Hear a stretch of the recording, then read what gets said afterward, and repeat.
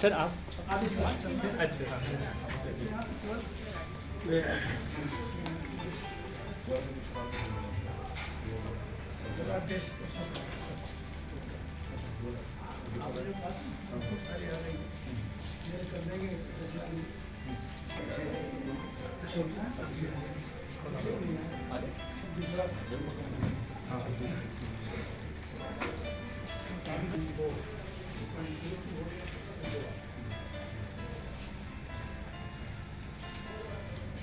अशोक जी की तारीफ क्या है? अशोक जी की तारीफ है। अशोक पाराशर हरियाणा से। हरियाणा से कहाँ से? डिस्ट्रिक्ट सोनीपत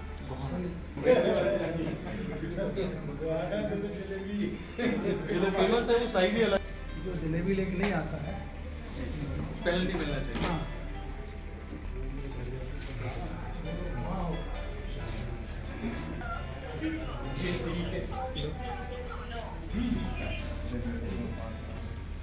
हाजी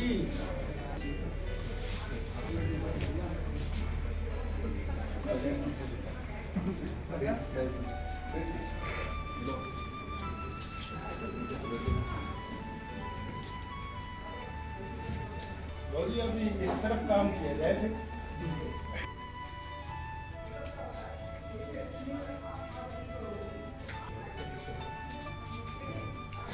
एक ही दिन रहा हूँ जल्दी आ गया। चटनी हुई ना, चटनी हुई तो ज़्यादा अच्छी।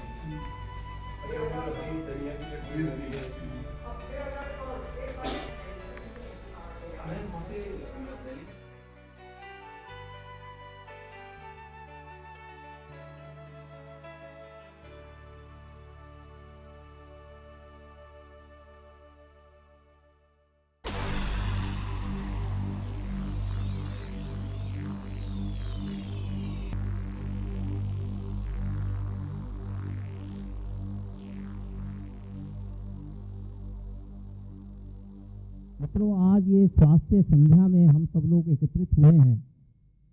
मैं और आप सब यहाँ क्यों इकट्ठे हुए हैं, एक सोचने का विषय है। मैं क्यों आया?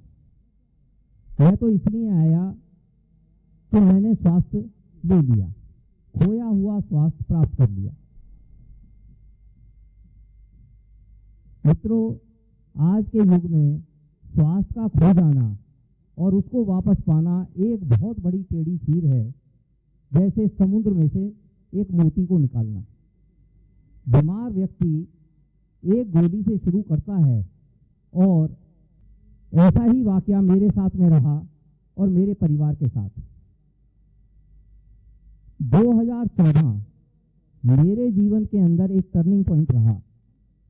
फरवरी 2014 तब मेरी मुलाकात पहली बार डॉक्टर विश्वरूप से हुई और डॉक्टर विश्वरूप से मिलने के बाद मैंने ये समझा कि ठीक होना कितना आसान है। इतना आसान कि आप आज ये सीख करके जाएंगे कि स्वस्थ होना बहुत ही आसान काम है। सिर्फ कुछ अपनी जीवन पद्धति को बदलकर, खाने पीने के लाइफस्टाइल को बदलकर हम कितनी आसानी से ठीक हो जाते हैं। बीमारी की शुरुआत मेरे घर में सन 1971 में हुई। डायबिटीज़ ने मेरी माताजी को घेरा और एक गोली से शुरुआत हुई और 2014 आने तक वो 20 गोलियां और 80 से 90 यूनिट इंसुलिन लिया करती थी और कुछ ही दिनों में देखते देखते सारी गोलियां गायब हो गई। हमारी पद्धति में कहीं ना कहीं कुछ तो गड़बड़ है। 45 साल इतनी गोलियां खाने के बाद और आज मेरी माताजी मेरे साथ ही आई हैं, आपके बीच में हैं। वो आज कोई भी गोली नहीं ले रही हैं पिछले 8 महीने से और इंसुलिन भी नहीं ले रही हैं। इंसुलिन और डायबिटीज़, और इसके साथ मैं बता दूं आपको कि क्या क्या बीमारियां थी उनको। Palpitation, high blood pressure, diabetes, skin rashes, thyroid, acidity, constipation, knee pain, क्या ऐसा था जो नहीं था। वेट उनका हो गया था 102 किलो। कदम चलने के लिए सिर्फ 4 कदम चलने में भी उनको जोर आता था, उनके साथ में कोई ना कोई रहता था। और आज वो 2 किलोमीटर बड़े आराम से चलती हैं। तो कहीं कुछ तो गड़बड़ है। अब मैं आपको मिलवाऊंगा मैं अपनी माता जी से,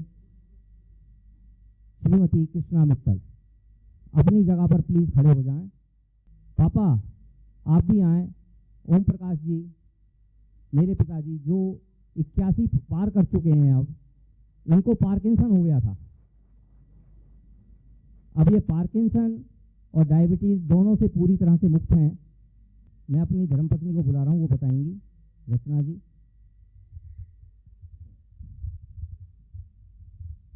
डॉक्टर विश्वरूप ने जो डाइट प्लान हमें बताया, मम्मी ने उसे बहुत स्ट्रिक्टली फॉलो किया और 6 महीने में उनका बहुत सीवियर वेट लॉस हुआ था और अब तो मम्मी बिल्कुल फिट है और हमें घर के कामों में भी बहुत मदद करती हैं, जबकि पहले तो इनकी तबीयत बहुत ख़राब रहती थी। She was always on the bed और चलने फिरने के लिए इन्हें वॉकिंग स्टिक की ज़रूरत थी। ये एक कदम भी नहीं चल पाती थी वॉकिंग स्टिक के बगैर। पर डाइट प्लान को फॉलो करके even the most severe disease we can overcome by following the diet plan. I have a very firm belief on that, and I'm myself working and I have guided many people on this, and I'm sure if you listen to Dr. Biswaroop, he's a genius amongst us, and I feel it's a God's calling that I got in contact with Dr. Biswaroop. और ये सारा प्रक्रिया ये सारी तब शुरू हुई थी जब मेरे हस्बैंड कोई बहुत डेंटल सीवियर प्रॉब्लम थी, और जब हमने डॉक्टर विश्वरूप को कांटेक्ट करा था, मेरी वर्क प्लेस पे उनकी एक वर्कशॉप हुई थी, तो तब हमने डॉक्टर विश्वरूप को कांटेक्ट करा, तो उनसे हमें पता लगा कि सिर्फ डाइट प्लान को फॉलो करके हम किसी भी डिसीज़ को ओवरकम कर सकते हैं। तो हमें उनकी बात पे फेथ हुआ और हमने उसको फॉलो करना शुरू किया और आज हम यहाँ पर हैं। आप आगे उन्हीं से सुनेंगे बाकी बात। Thank you. ठीक होने के बाद सबसे पहला काम क्या किया हमने, और मैं ये मानता हूँ और जानता हूँ आप लोग भी इस मुहिम के हिस्सा बनने वाले हैं। हमने इसी प्रकार के सेमिनार करने शुरू किए और पिछले 2 सालों में एनसीआर में तकरीबन 20 या 22 सेमिनार हमने किए। और एक चीज सोच करके मुझे बड़ा खुशी मिलती है, बहुत खुशी मिलती है कि हम कोई जरिया बन पाए किसी के खुशी में शामिल होने का। मित्रों, आज इसी पद्धति से तकरीबन 10,000 लोग ठीक हो चुके हैं। 10,000 लोग। सिर्फ खान पान बदलने से कौन सा ऐसा रोग है जो ठीक नहीं हो सकता। आज हमारे बीच में बहुत सारे लोग हैं जो हमारे वॉलंटियर हो गए, हमारे साथी हो गए। अभी मुझे जिन्होंने बुलाया, महेश कौशिक जी, वो भी इसी तरीके से थे, आज हमारे साथी हो गए और हमारे हमराहा हो गए। मित्रों, आज हमारे बीच में एक बहुत बड़ी शख्सियत हमारे बीच में है। मैं कार्यक्रम शुरू करने से पहले कि उनका स्वागत किया जाए। सबसे पहले डॉक्टर विश्वरूप को बुलाना चाहूँगा कि डॉक्टर विश्वरूप आए।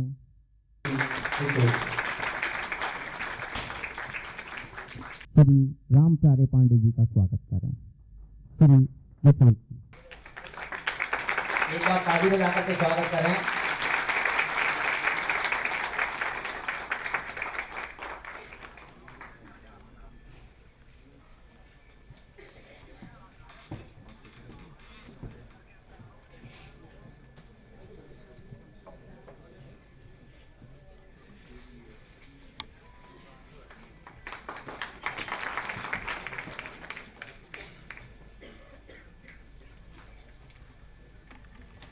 अब मैं निवेदन करूंगा सुरेंद्र त्यागी जी से, श्री सुरेंद्र त्यागी जी से, एक और हमारे बीच में बहुत बड़ी हस्ती मौजूद हैं, रिटायर्ड कर्नल साहब यूएन थापर साहब, उनका स्वागत करेंगे सुरेंद्र त्यागी जी।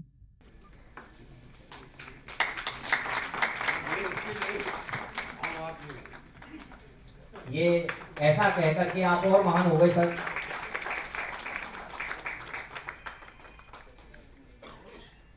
जिन्होंने देश के लिए इतना समय दिया, उसके बाद भी कहते हैं मैं आम आदमी हूं, तो ये इनका बड़प्पन है। एक बार तालियों से स्वागत करें।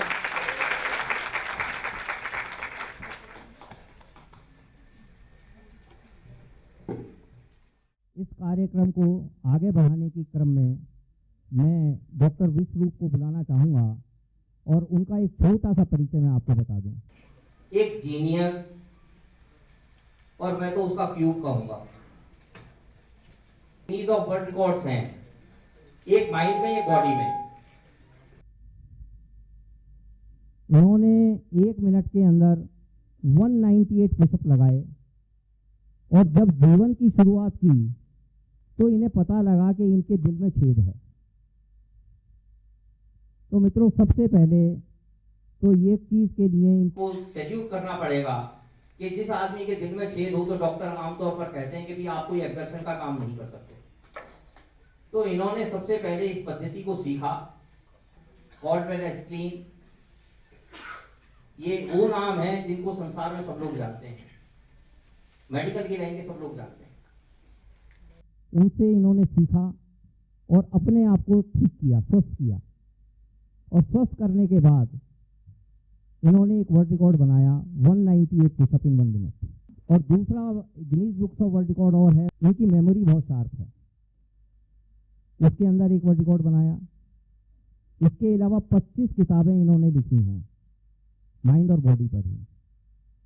और पिछले दिनों में जितने भी विसल ब्लोअर हैं हेल्थ सेक्टर में, एलोपैथ में खास तौर से, उन सब के साथ में रहते हुए जो उन्होंने रिसर्चेस की हैं, जब वो कहना चाहते हैं वो सारी चीज़ें इन्होंने स्काइप पर खुद मिल करके रिकॉर्ड की हैं और हम लोगों को आगे बताई हैं कि वायरस क्या है। पिछले दिनों H1N1 को इन्होंने डिस्क्लोज किया कि किस तरीके से हमें बेवकूफ बनाया जा रहा है वैक्सीन खिला करके, हमें किस तरीके से दवाइयों के चंगुल में फंसाया जा रहा है, उस सबको डिस्क्लोज किया। अब मैं बुलाना चाहूंगा doctor Biswaroop Roy Chowdhury, please stage पर आए और अपना शुरू करें। मित्रों, एक बार जोरदार तालियां बजाएं। हमारे प्रिय राम प्यारे पांडे जी एंड साथियों, अगले 3-4 मिनट में जो बोलने जा रहा हूँ वो मैंने पिछले 4 साल में कभी नहीं बोला। वो ये कि लगभग 10 से ज़्यादा कंट्रीज में मेरे इस तरह के लेक्चर हुए हैं, 100 से ज़्यादा शहरों में हुए हैं, और पिछले 4 सालों में करीब 1000 से ज़्यादा इस तरह के मेडिकल कैंप्स हुए हैं, मेडिकल ट्रेनिंग जो भी आप नाम दें या सेमिनार हुआ। लेकिन आज का ये लेक्चर मेरे लिए बड़ा खास है, बड़ा इम्पोर्टेंट है। मेरे 4 मित्र हैं यहाँ पे, एक आपके हैं योगेश जी, भूषण जी, आपके आशुतोष जी एंड महेश जी। और एक टाइम पे ये हमारे पेशेंट थे, लेकिन अब हमारे नाते में मित्र हैं।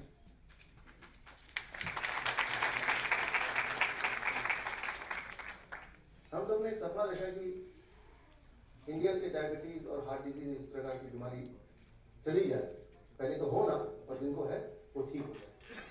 लेकिन आज मुझे और हम सबको ये लग रहा है जब हम इंटरनल मीटिंग करते हैं कि ये सपना ज़्यादा दूर नहीं है सच होने के लिए। वो इसलिए क्योंकि आज हमारे बीच राम प्यारे पांडे जी हैं। Sir, thank you for coming. तो आज का टॉपिक है एंड ऑफ हार्ट डिजीज। दुनिया में सबसे ज़्यादा दुखदाई बात है बीमार रहते हुए जिंदा रहने की कोशिश में लगे रहना।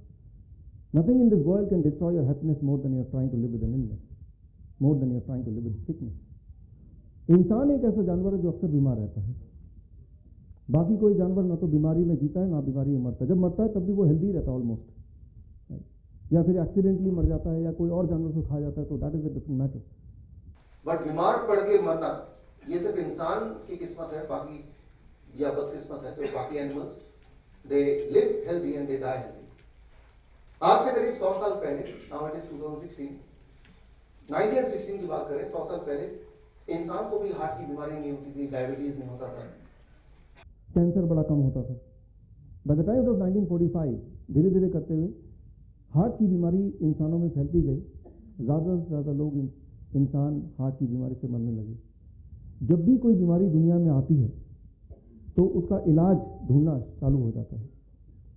लेकिन जब कोई इलाज आता है, कोई दवा आती है, तो इंसान पे ट्राई करने से पहले किस पे ट्राई करना होता है? जानवर पे। एक ऐसा जानवर चाहिए होता है जिसको वही वाली बीमारी हो जिसकी दवा हमें ट्राई करनी है। तो 1945 में north western university of America, एक बहुत बड़ी यूनिवर्सिटी, अभी से 150 साल पुरानी यूनिवर्सिटी, उन्होंने कुछ ऐसे दवाइयाँ ईजाद की जो हार्ट के पेशेंट के लिए हो सकता है लाभदायक हो, ऐसा सोचा उन्होंने। लेकिन उनको अब इसको टेस्ट करना था, तो they are trying to find element, they were trying to find some animal जिनको हार्ट की बीमारी। पूरा दुनिया उन्होंने ढूंढ मारा, लेकिन एक भी ऐसा जानवर नहीं मिला जिनको हार्ट की बीमारी। फाइनली उन्होंने डिसाइड किया कि कुछ एनिमल्स को हम इकट्ठा करते हैं, खासतौर से इंडिया से इकट्ठे करते हैं। और क्योंकि उस वक्त भी और आज भी जो सबसे ज्यादा हार्ट के पेशेंट है वो इंडिया में आज भी हैं और तब भी थे। तो सोचा कि इंडिया के जानवरों को हार्ट की बीमारी दिलवाना थोड़ा आसान होगा शायद। तो इंडिया से 15 बंदर इंपोर्ट किए गए, बाकी और देशों से भी कुछ बंदर इकट्ठे किए गए और उनको उसी लाइफस्टाइल में रखा गया जिस लाइफस्टाइल में हमारा आज रहते हैं। उनको पाव भाजी खिलाया गया, नूडल्स खिलाया गया, चाय कॉफ़ी दिया गया या ब्रेड ऑमलेट वगैरह दिया गया। और ऐसा किया गया 12 साल तक, इस उम्मीद से कि कुछ किसी न किसी जानवर को इनमें से हार्ट की बीमारी होगी और तब ये दवा देकर उसको ठीक करने की कोशिश करेंगे। तो ऐसा करते करते 1957 आ गया, लेकिन एक भी एनिमल बीमार नहीं पड़ा। साइंटिस्ट लोग इतने दुखी हो गए कि उन्होंने जानवरों को दुखी करना शुरू कर दिया, उनको डराना शुरू कर दिया, भगाना शुरू कर दिया, रात को जगाना शुरू कर दिया। और करते करते अगले 1-1.5 साल के अंदर 1 फीमेल इंडियन मंकी, एक बंदर को हार्ट अटैक आ गया। साइंटिस्ट को बड़ी खुशी हुई, चलो कम से कम एक बंदर को हार्ट अटैक तो दिलवाया।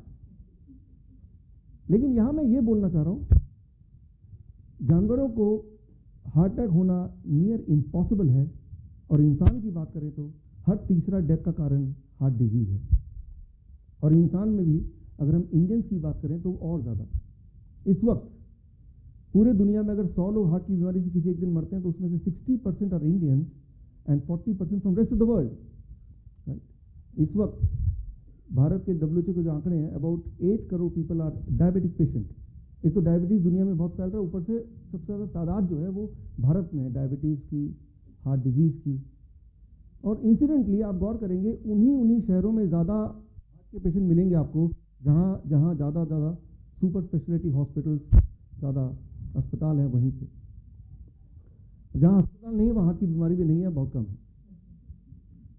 फॉर एग्जाम्पल 2013 का रिपोर्ट इकोनॉमिक टाइम्स 3 अगस्त का कि इंडिया में एक स्टेट है Kerala, that is the state जहाँ पे सबसे ज़्यादा हेल्दी लोग रहते हैं। लेकिन वहाँ पे इंसिडेंटली जो डॉक्टर पेशेंट का रेशियो है, हर 10,000 इंसान में 2 डॉक्टर, लोएस्ट है, सबसे कम। डॉक्टर पीपल रेशियो सबसे हाईएस्ट है हरियाणा में, हर 10,000 लोग में 22.4 डॉक्टर। लेकिन आपको ताज्जुब नहीं होगा, इंडिया का सबसे बीमार स्टेट कौन सा है? हरियाणा, जहाँ मेरा घर है अभी। राइट, सो कहीं ऐसा तो नहीं कि जो बीमारी का एक मेजर कारण वो डॉक्टर या वो हॉस्पिटल तो नहीं। लेकिन ऐसे ही हम नहीं बोल सकते, किसी भी इल्ज़ाम नहीं लगा सकते। तो मैंने पिछले कुछ रिकॉर्ड देखे, करंट भी और पुराने भी। तो एक इंटरेस्टिंग रिकॉर्ड आपके सामने रखता हूँ। हार्ट की बात हम कर रहे हैं तो हर साल जो हार्ट के डॉक्टर होते हैं, सीनियर डॉक्टर्स, कार्डियोलॉजिस्ट और कार्डियक सर्जन, वो इकट्ठे होते हैं मार्च के महीने में 3 दिन के लिए, पूरे वर्ल्ड से US में जाते हैं। 3 डेज कन्वेंशन, यानी कि 3 दिन के लिए हॉस्पिटल के हार्ट के डॉक्टर गायब। और ऐसा हर साल होता है, करीब 25-30 हज़ार डॉक्टर इकट्ठे होते हैं, 3 दिन के लिए गायब होते हैं।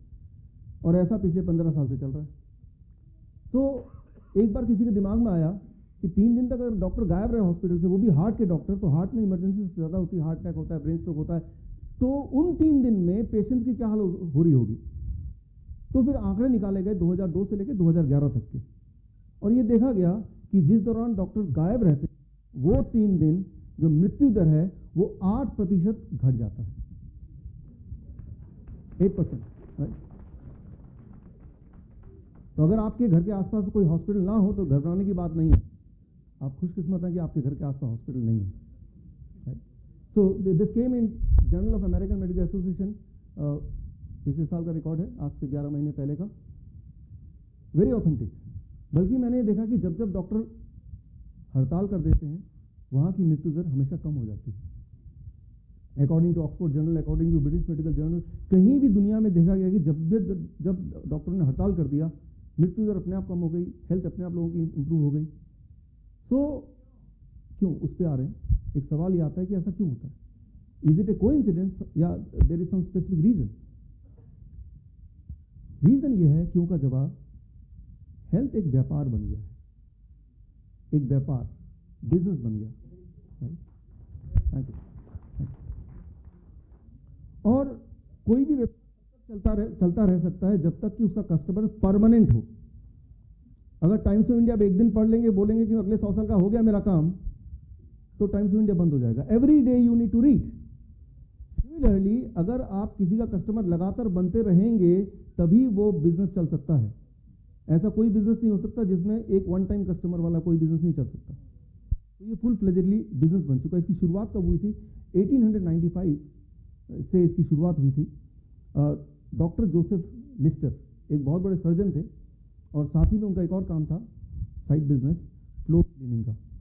फ्लोर क्लीनर का फैक्ट्री था उनके पास। ऐसा लिक्विड बनाते थे जिससे ज़मीन साफ होता था और वो धंधा थोड़ा कम होता जा रहा था, उसमें मुनाफा नहीं हो रहा था। उनके दिमाग में आइडिया आया, उन्होंने उसी मिनरल को, उसी फ्लोर क्लीनर को छोटे छोटे बॉटल में डाला और उन्होंने उसको सेल करना शुरू कर दिया, थोड़ा डाइल्यूट करके। इसको मुंह से कुल्ला करेंगे तो मुंह भी साफ हो जाएगा। लेकिन लोगों ने ज़्यादा ध्यान नहीं दिया उस पर, डॉक्टर जोसेफ लिस्टर के इस नया आविष्कार पर, और उनका बिका नहीं माल।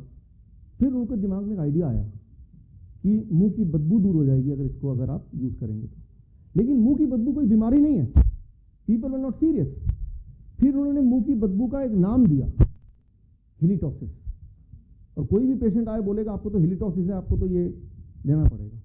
और जैसे ही पेशेंट सुनता हिलिटॉसिस, वो एकदम घबरा जाता और बताओ क्या लेना ताकि मेरा हिलिटॉसिस ठीक हो जाए। और वो प्रोडक्ट इतना चला, इतना ज़्यादा चला डॉक्टर जोसेफ लिस्टर का, कि आज भी, इस वक्त भी आप में से बहुत सारे लोग उस प्रोडक्ट को यूज करते हैं। यू गेस्ट राइट, लिस्ट्रीन नाम सुना आपने? तो दैट वाज द बिगनिंग। इसे कहते हैं डिजीज मॉन्जरिंग। डिजीज मॉन्जरिंग का मतलब ये कि आप बीमार नहीं हैं, लेकिन आपको ऐसा समझा देना कि आपको लगे कि आप बीमार हैं। लगना इंपॉर्टेंट है, बीमार नहीं है लेकिन आपको ऐसा बना दिया कि आपको लगता है कि मैं तो बहुत बीमार हूं और जो ये बोलेंगे वो नहीं किया तो मैं तो मर जाऊंगा। इंग्लिश में इसको कहते हैं डिजीज मॉन्जरिंग। इसकी शुरुआत हुई थी 1895 डॉक्टर जोसेफ लिस्टर से, लेकिन आज हम सब इसी के जाल में फंसे हुए हैं। कैसे? मैं आपको एक एग्जांपल देता हूं छोटा सा। If I ask a simple question, what is the standard blood pressure of the human body? 120/80। ये सवाल जब भी मैं पूछता हूं, चाहे कोई 5वीं का बच्चा भी है तो उसके जवान से एकदम से निकलता झट से 120/80। Right, thank you. आप में से जो लोग ने मेरा पहला सेमिनार देखा होगा तो उनको थोड़ा आइडिया होगा क्या मैं बोलने जा रहा हूं, but let me complete it. 120/80, यही वाला सवाल अगर मैं 1997 से पहले पूछता तो जवाब आता 160/100। 160/100, 160/100। फिर 1997 के बाद ये हो गया 140/90।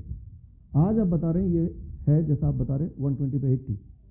अगले कुछ महीनों में आप देखिएगा ये होने वाला है, ऑथेंटिक रिपोर्ट है, 115/75। तो आपको कुछ समझ आ रहा है? राइट। जैसे जैसे ये घटता जाएगा वैसे वैसे कस्टमर बढ़ते जाएंगे।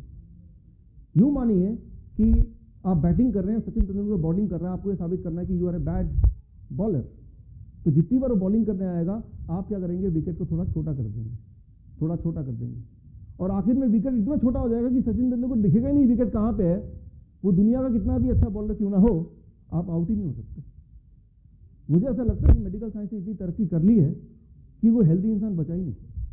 हाँ, हेल्दी वो है जो डायग्नोस्टिक करने गया नहीं, बस वही हेल्दी बचा है। हम रेफर किसको करें, राइट, और क्यों उसको रेफर करें, राइट। पहली बात तो रेफर किसको करें और क्यों करें, those things I am coming. और ये लेकिन सिर्फ ब्लड प्रेशर की बात नहीं है, हर बीमारी की बात है।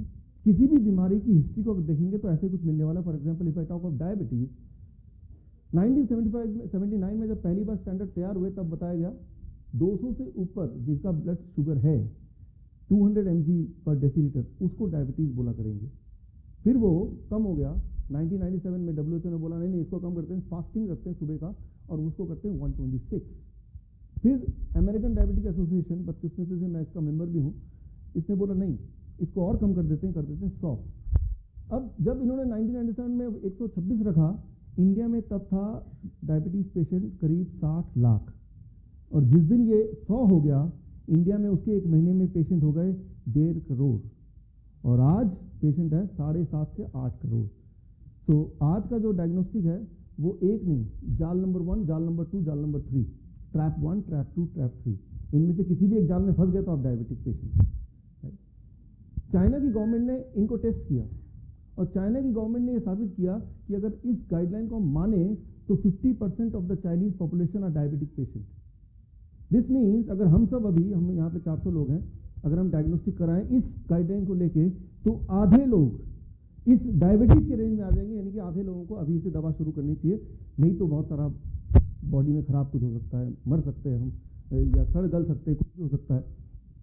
Again the question come which is the correct one, I will come to that, but पहले हिस्ट्री पे जाते हैं, क्योंकि हिस्ट्री पे जाएंगे तो हमें बॉडी की केमिस्ट्री समझ आएगी, हमें एग्जैक्टली आज घर जाके करना क्या है। जो लोग आप में से डायबिटिक पेशेंट है, आज घर जाके एग्जैक्टली क्या करना है वो तभी समझ आएगा when you have some background of the how it came. अगर हम कोलेस्ट्रॉल की बात करें, 1980 तक था वो 300 से ऊपर टोटल कोलेस्ट्रॉल हो तो वो कोलेस्ट्रॉल की दवा उसको देनी चाहिए, वो हाई कोलेस्ट्रॉल माना जाएगा। फिर वो 240 हो गया, फिर वो 200 हो गया अभी रिसेंटली, और अभी एग्जैक्ट इस वक्त का जो गाइडलाइन है वो ये है, किसी की उम्र अगर 35 साल से ज़्यादा हो और वो आपके कैबिन में आ जाए, डॉक्टर के कैबिन में आ जाए, तो कोई टेस्ट करने की ज़रूरत नहीं, सीधा उसको कोलेस्ट्रॉल का जो लोएस्ट डोज है वो देना शुरू कर दो, right. So that is what, right? So now the same thing is for thyroid stimulating hormone. 2003 से पहले वो 0.1 से लेकर 6 के बीच में था हेल्दी रेंज, अब वो और स्क्वीज हो गया, छोटा हो गया। यूँ मानिए कि स्कूल में पासिंग परसेंटेज होता है 35%, 40% से ऊपर मार्क्स आए तो पास है। प्रिंसिपल को सपना है उसने चेंज कर दिया, कल से जिसके 80% से ज़्यादा मार्क्स होंगे वही पास होगा। रिजल्ट क्या आएगा? ज़्यादा से ज़्यादा बच्चे फेल हो रहे हैं। लगे यार बच्चे आजकल क्यों फेल हो रहे हैं, इतने ज़्यादा फेल हो रहे हैं? बच्चों की इंटेलेक्ट वहीं की वहीं है। The guideline has changed, the rule has changed. आज आप देखेंगे, आज मैं देखता हूँ मेरे ऑफिस में और बाकी आसपास भी, राइट, जब पेशेंट से मिलता हूँ, एवरी थर्ड और fourth women more than 40 years of age वो थायराइड की गोली ले ही रही है। इसलिए नहीं कि उनको थायराइड की कोई बीमारी है, बल्कि इसलिए कि वो रेंज के बाहर हैं, राइट। आजकल रेंज के अंदर रहना ज़्यादा इंपॉर्टेंट है रादर देन फीलिंग हेल्दी। हमें लगता है कि हम हेल्दी तभी फील कर सकते हैं जब ये रेंज में आए। अगर रिपोर्ट में रेंज के बाहर आ गया तो उसी वक्त तो बीमार आधे लोग, राइट। सो इस तरह की साइकोलॉजी हमारी बन गई है। और most interesting of all is osteoporosis, हड्डियों की बीमारी। WHO के अनुसार ये पहले था, जो लिबरल वाला था, -2.5 से कम किसी का अगर T स्कोर होगा उसी को हड्डी की बीमारी मानी जाएगी। और उसको बदल दिया नेशनल ऑस्टियोपोरोसिस फाउंडेशन ने कि भाई अगर -2 से नीचे भी है तो भी उसको हड्डियों का बीमार मान लेंगे। और जैसे ही ये किया 85% more population they became the osteoporosis patient, right. So मतलब ये, you have to be your own doctor. अगर आप ये सोचते हैं कि आपके हेल्थ का ध्यान वो डॉक्टर रखेगा या वो हॉस्पिटल रखेगा, वो इंश्योरेंस रखेगा, you have to take back that power because that became a business. And ये तो साफ साफ दिख ही रहा है आपको। अब क्वेश्चन ये आता है कि कौन से गाइडलाइन को माने।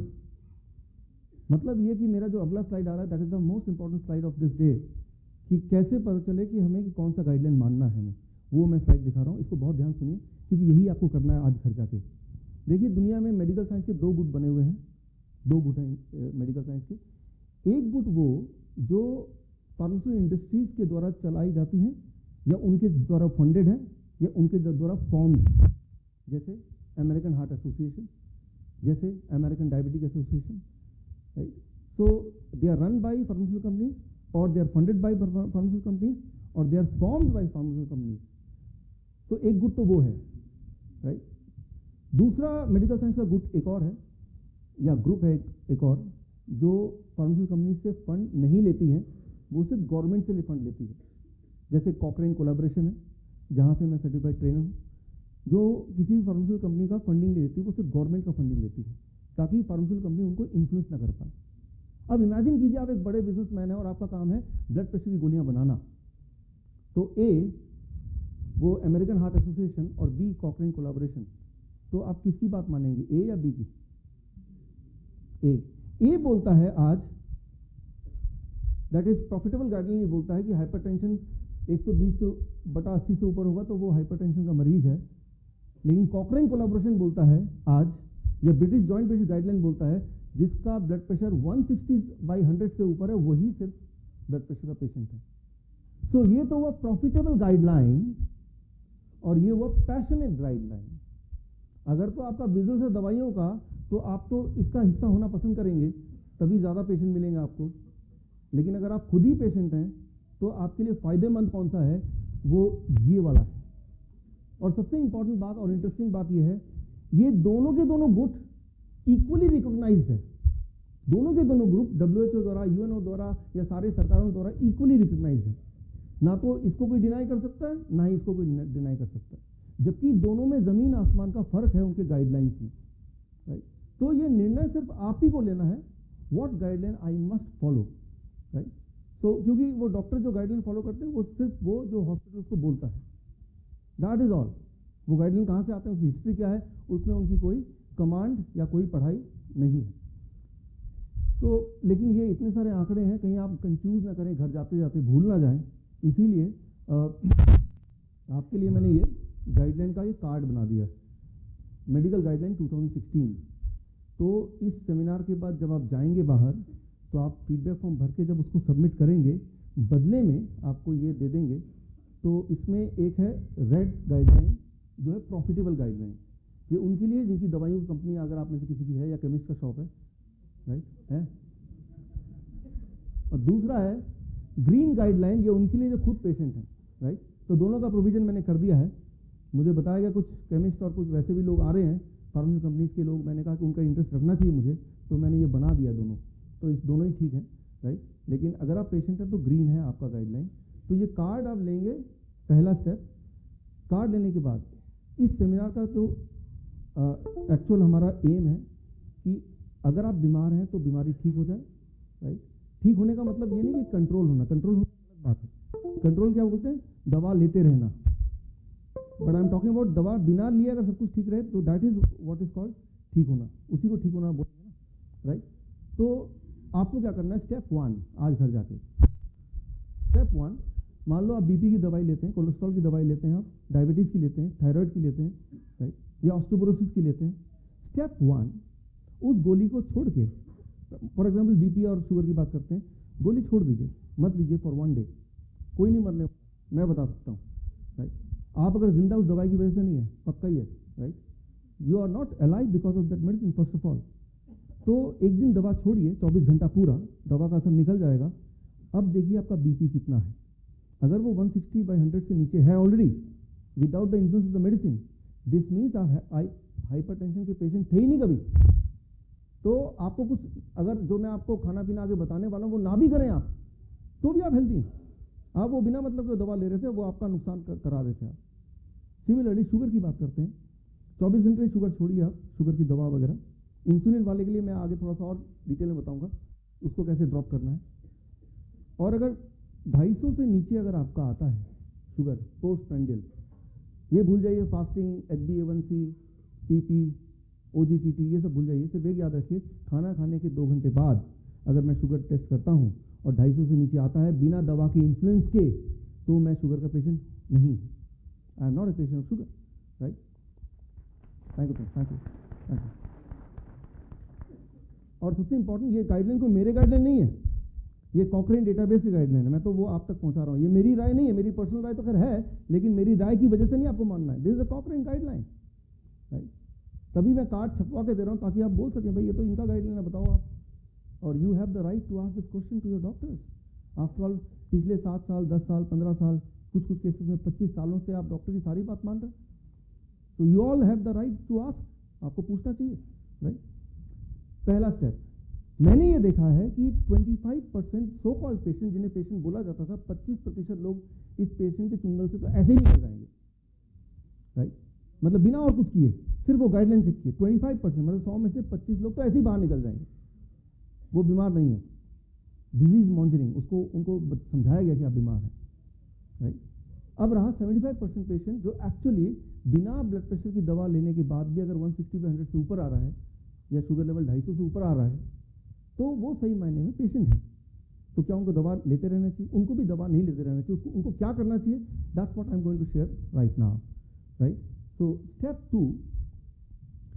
टू, ऐसे लोग जो गाइडलाइन के बियॉन्ड आ रहे हैं बिना दवा के, यानी कि बिना दवा लिए 160/100 से ऊपर आ रहा है, सर्टनली वो हेल्दी नहीं है, कुछ कमियां हैं, तो क्या उनको दवा लेनी चाहिए? उनको दवा तो नहीं लेनी चाहिए। तो क्या करना चाहिए? आज अगले कुछ मिनट के अंदर आपको मैं एक फॉर्मूला बताऊंगा, खाने का फॉर्मूला। वो मैथमेटिकल फॉर्मूला है आपके बॉडी वेट के हिसाब से, और उस फॉर्मूले को यूज़ करके जब आप खाना तैयार करेंगे तो फिर उसके बाद आप देखेंगे आपकी बीपी, आपका शुगर वो नॉर्मल होने लगेगा। तो वो जो खाने का फॉर्मूला है वो दवाई का रोल प्ले करेगा बिना किसी साइड इफेक्ट को दिए। तो दवा तो छोड़ना है, लेकिन कैसे छोड़ना है that's I am going to share with you.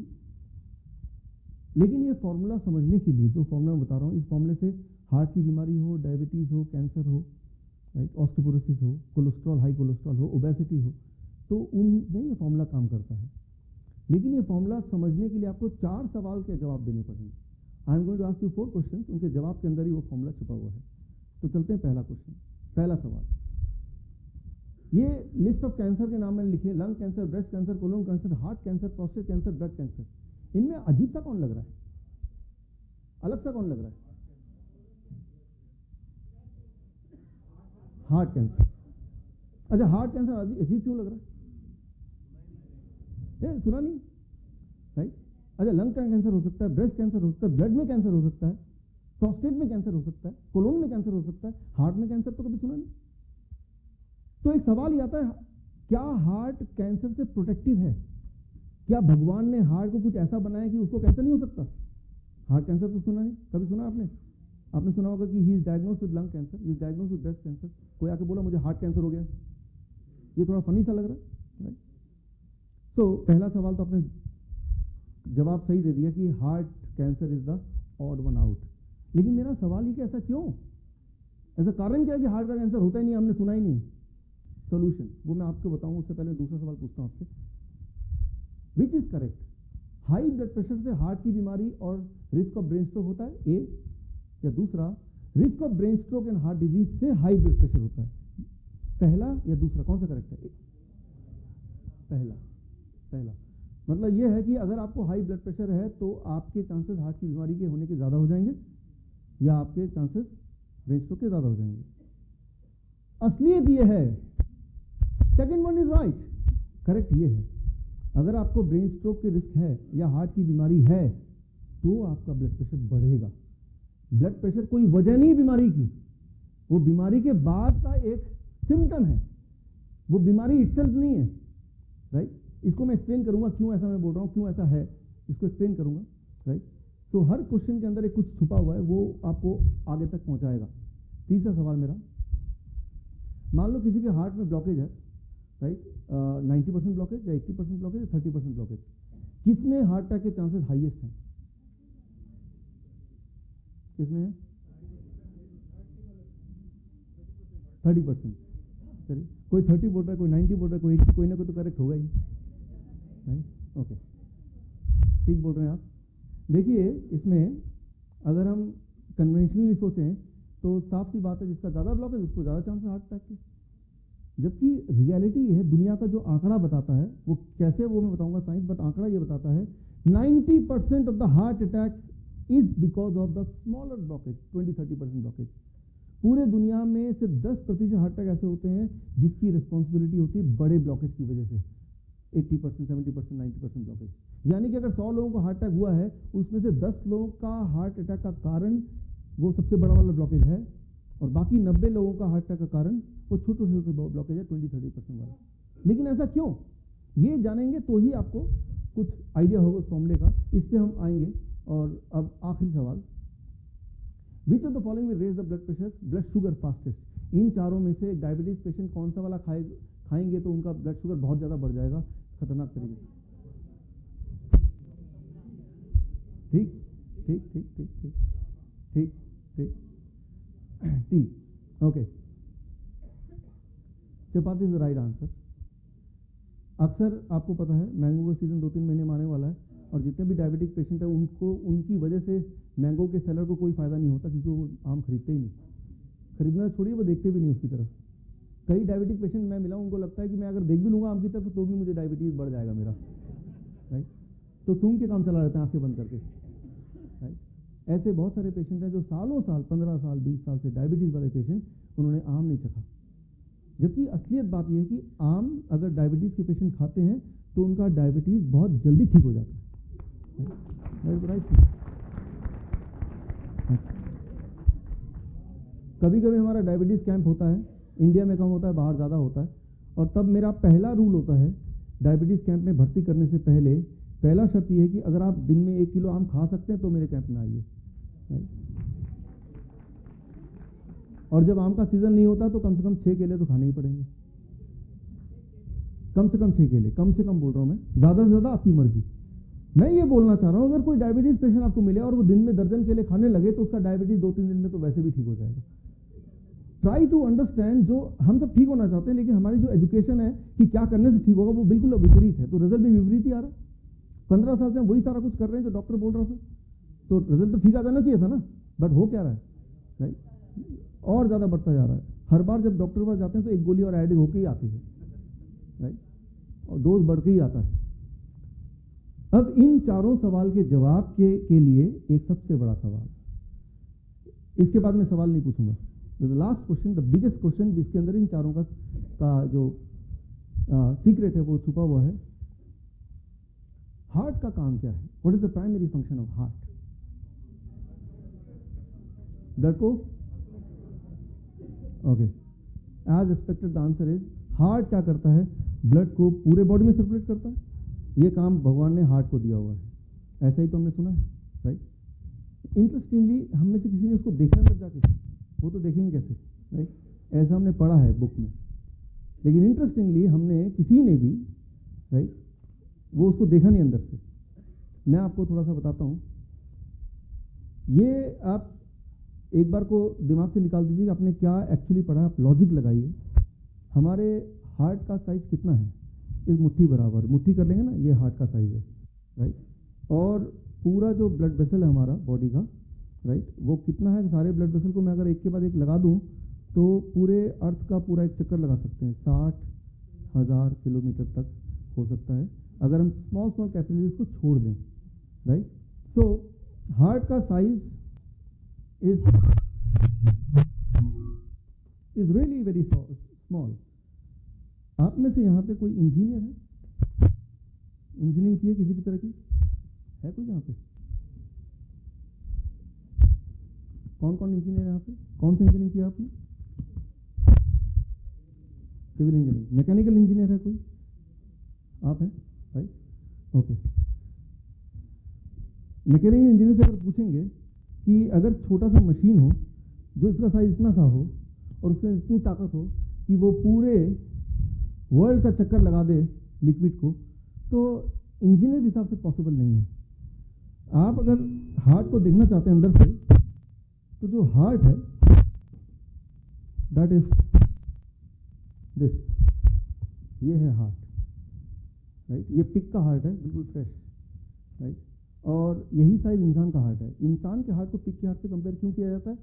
किसी को अगर वॉल्व सर्जरी होनी होती है, वॉल्व सर्जरी, तो वो पिग के हार्ट को निकाल के उसके अंदर का वॉल्व लेके इंसान को लगाया जाता है। तो इंसान का जो हार्ट है वो पिग के हार्ट के क्लोजेस्ट है। So this is what is heart, right. ये है जो हार्ट है जिसके बारे में बोल रहा हूँ, और इसके अंदर इतनी ताकत कि ये इतना जोर से ब्लड को फेंकेगा कि पूरे दुनिया का चक्कर लगा ब्लड वापस आ सकता है।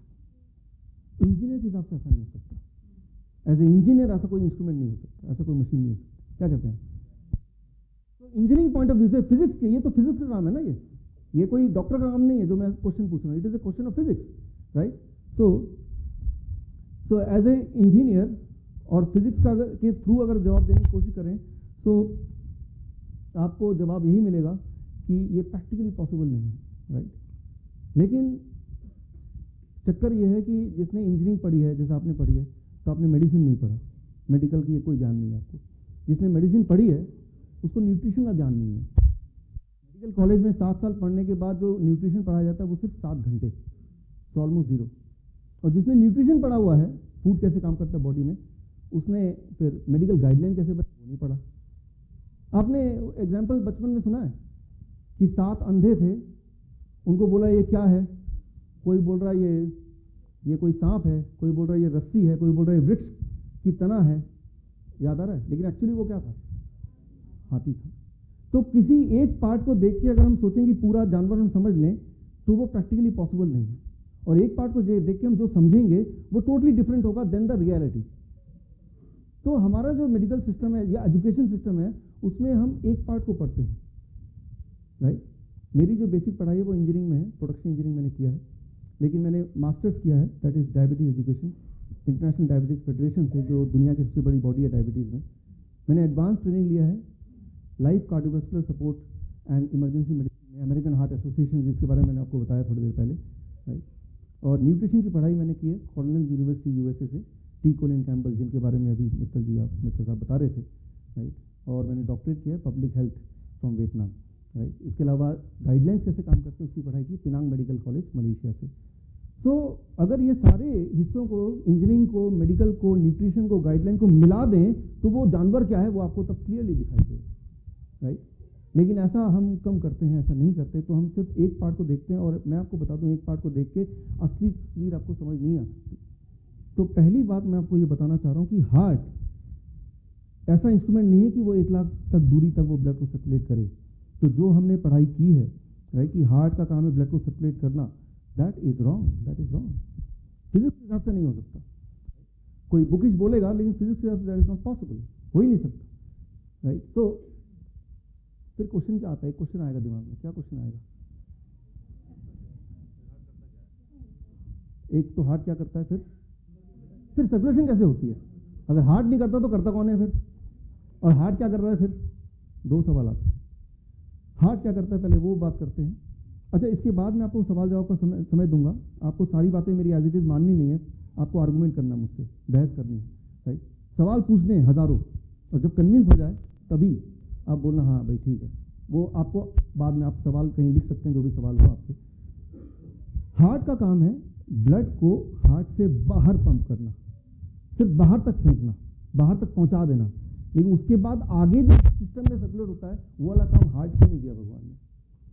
वो काम भगवान ने दिया है cardiovascular system of the body. अब कार्डियोवैस्कुलर सिस्टम में क्या आता है? सारे ब्लड वेसल्स टुगेदर आते हैं। ये बात मेडिकल साइंस को नहीं पता चली 1998 तक। 1998 तक मेडिकल साइंस ये सोचता रहा कि हार्ट का काम है पूरे सर्कुलेशन में ब्लड को पहुंचाना। लेकिन 1998 में एक डिस्कवरी हुई, उनको नोबेल प्राइज मिला, Nobel prize for science, medical science. Nobel prize का मतलब अनडिस्प्यूटेड, मतलब उसको एक्सेप्ट कर लिया मेडिकल जगत ने। और तब ये देखा गया कि जब ब्लड सर्कुलेट होता है तो ये है inside layer of the blood vessel. यहाँ पे वो ये मान लो आपका ब्लड वेसल है। वैसे आपका ब्लड वेसल इतना मोटा नहीं होता, हाथी का होता होगा, राइट, या गाय का होता होगा, हाथी का इससे ज़्यादा चौड़ा होगा। हमारा होता है जो सबसे बड़ा है यहाँ की आर्टरी, वो है आपके पेन का जो डायमीटर है नॉर्मल पेन का, that is what is the biggest one. The smallest one होता है तो पेन का जो टिप है उससे भी छोटा, right, that is the diameter biggest and smallest of the human blood vessel. लेकिन एग्जाम्पल के तौर पे मैं इसको ले रहा हूँ, मान लीजिए ब्लड वेसल है, तो इसकी जो अंदर की लेयर है जहाँ से ब्लड पास होता है, वो जो वॉल है जिसको टच करते हुए ब्लड पास होता है, वो वॉल का काम, उसे कहते हैं इंडोथेलियम, दैट इज कॉल्ड इंडोथेलियम। इस वॉल का काम है ब्लड को आगे पुश करना। वो वॉल कर रहा है, वो हार्ट नहीं कर रहा है, वो वॉल्व कर रहा है, ये वॉल कर रहा है, इनर वॉल, इसे कहते हैं इंडोथेलियम। भगवान ने इंडोथेलियम को ये काम दिया है कि आपको ब्लड थोड़ा आगे पहुंचाना है, फिर यहाँ वाला इंडोथेलियम वॉल इसको आगे पुश करेगा। कैसे वो पुश करता है? By producing a particular chemical, इसका नाम है नाइट्रिक ऑक्साइड, NO। ये बात 1998 से पहले नहीं पता थी। So nitric oxide is responsible for the circulation of the blood through endothelium layer inside layer of the blood vessel. So इसका मतलब है आपका एंडोथेलियम लेयर का इंपॉर्टेंट रोल है आपके हेल्थ के अच्छे या खराब होने में। आपकी हेल्थ जो है आपके एंडोथेलियम की हेल्थ लेयर की हेल्थ के बराबर है। अगर आपका एंडोथेलियम लेयर हेल्दी है तो आप हेल्दी हैं। अगर आप हाँफते हैं तो वो हार्ट कमज़ोर है ऐसा नहीं, हार्ट कमज़ोर होगा, लेकिन आपका एंडोथेलियम लेयर में गड़बड़ होगी, क्योंकि हार्ट सिर्फ हार्ट तक ही सीमित नहीं रहा, that becomes a complete cardiovascular system of the body, right. अब क्या है, कुछ लोगों में, in some people, endothelium layer nitric oxide produce नहीं कर पा रही है। क्यों नहीं कर पा रही है? क्योंकि इनसाइड लेयर जो है उनकी स्टिकी हो चुकी है। स्टिकी क्यों है ये मैं आगे बताऊंगा। चिपचिपा, तो चिपचिपा होने से क्या होगा कि जब कोलेस्ट्रॉल इसमें ट्रेवल करेगा, फैट ट्रेवल करेगा, कैल्शियम ट्रेवल करेगा, कार्बोहाइड्रेट ट्रेवल करेगा, तो क्या होगा, चिपचिपा है तो चिपक जाएगा। वो चिपकेगा तो एक तो वो नाइट्रिक ऑक्साइड प्रोड्यूस नहीं कर पाएगी, राइट। लेकिन चिपकेगा तो क्या होगा, धीरे धीरे यहाँ पे व्हाट विल हैपन, इस तरह के ब्लॉकेज बन जाएंगे ऐसे। अब गौर से समझिए इसको, जब ये ब्लॉकेज बन जाएगा तो ये यहाँ पे डायमीटर कम हो गया कि ज़्यादा हो गया, कम हो गया ना। अब मान लो मैं डायमीटर को घटाता हूँ तो प्रेशर बढ़ेगा कि घटेगा, बढ़ेगा ना। जितना डायमीटर घटेगा उतना प्रेशर बढ़ रहा है, ब्लड प्रेशर। तो ब्लड प्रेशर कब बढ़ रहा है, जब हार्ट डिजीज के जिसको है उसकी ब्लड प्रेशर बढ़ेगी एज ए रिजल्ट। अब अगर ब्लड प्रेशर को हम दवा से घटा लें तो क्या ये ब्लॉकेज खत्म हो गया? अरे गेटिंग द पॉइंट, क्या किस तरह से होता है काम, राइट। तो स्टेप 1 ब्लॉकेज बनता है जिससे डायमीटर कम हो जाता है। जब डायमीटर कम होगा तो जाहिर सी बात है ब्लड प्रेशर बढ़ा, राइट। So that is called high blood pressure. तो high blood pressure is a result of heart disease. Heart disease सिर्फ हार्ट तक लिंक नहीं है, आप पूरे बॉडी के ब्लड वेसल को हार्ट बोल रहे हैं आप कार्डियोवैस्कुलर डिजीज, राइट। तो अब अगर आपने दवा ले लिया और ब्लड प्रेशर को नॉर्मल कर दिया तो क्या आपका रिस्क हार्ट डिजीज का कम हो गया? कहीं से नहीं हुआ, राइट। तो दवा लेके ब्लड प्रेशर कम तो हो जाएगा जितना एक हेल्दी इंसान का रहता होगा 160/100 से नीचे, लेकिन वो यहाँ पे जो ब्लॉकेज है वहीं का वहीं है, यानी कि रिस्क वहीं का वहीं है। The risk is same at the same place, right. So that's what I mean कि अगर आप सोचते हैं कि मैं दवा लूंगा तो ही मैं ठीक रहूंगा, दवा लेके आंकड़े ठीक रह सकते हैं। आंकड़े का ठीक रहना और आपका ठीक रहना आर टू डिफरेंट थिंग्स, दो अलग अलग बातें हैं, right. Thank you, thank you, thank you. जाहिर सी बात है कि 160/100 से ऊपर है तो आपको परेशान होना चाहिए, लेकिन उसको मैं दवा लेके कम कर दूंगा और परेशानी चली जाएगी, that is two opposite thing, right. हमें ये करना होगा, क्या करना होगा, ब्लॉकेज रिमूव करना होगा, ब्लड प्रेशर को सही मायने में करना है। और इंसिडेंटली मेडिकल साइंस में ऐसी कोई दवा बनी नहीं है जो ब्लॉकेज को खत्म कर दे या कम कर दे, राइट। ब्लॉकेज कम नहीं हो सकती, मेडिकल साइंस में कोई दवा नहीं है, राइट। लेकिन अगर ब्लॉकेज आपकी कम हो जाएगी तो ब्लड प्रेशर भी धीरे धीरे नॉर्मलाइज हो जाएगा। यानी कि ब्लड प्रेशर जब अपने आप नॉर्मलाइज हो रहा है बिना दवा के, तो आप समझ लीजिए कि आपका ब्लॉकेज भी खत्म हो रहा है, यानी कि आपके हार्ट डिजीज का रिस्क है that is getting lesser and lesser. So that can be interesting thing, उससे आपका रिस्क फैक्टर कम होगा। जो सवाल आपके वो लिखते रहिए, ठीक है ना, या हो सकता है इस दौरान आपको सवाल का जवाब ऑटोमेटिक मिल जाए, नहीं मिलेगा तो question answer, I give a chance you can ask question, right. तो मुझे पता है आपके दिमाग में हर बार एक सवाल आता होगा क्योंकि हम बातें अजीबोगरीब कर रहे हैं, कुछ अलग ही, राइट। लेकिन आपको लिख के रखना है, क्योंकि जब तक सवाल के जवाब आपको नहीं मिलेंगे तो फिर आप इसको अपनाएंगे नहीं, इसको ठीक से करेंगे नहीं, राइट।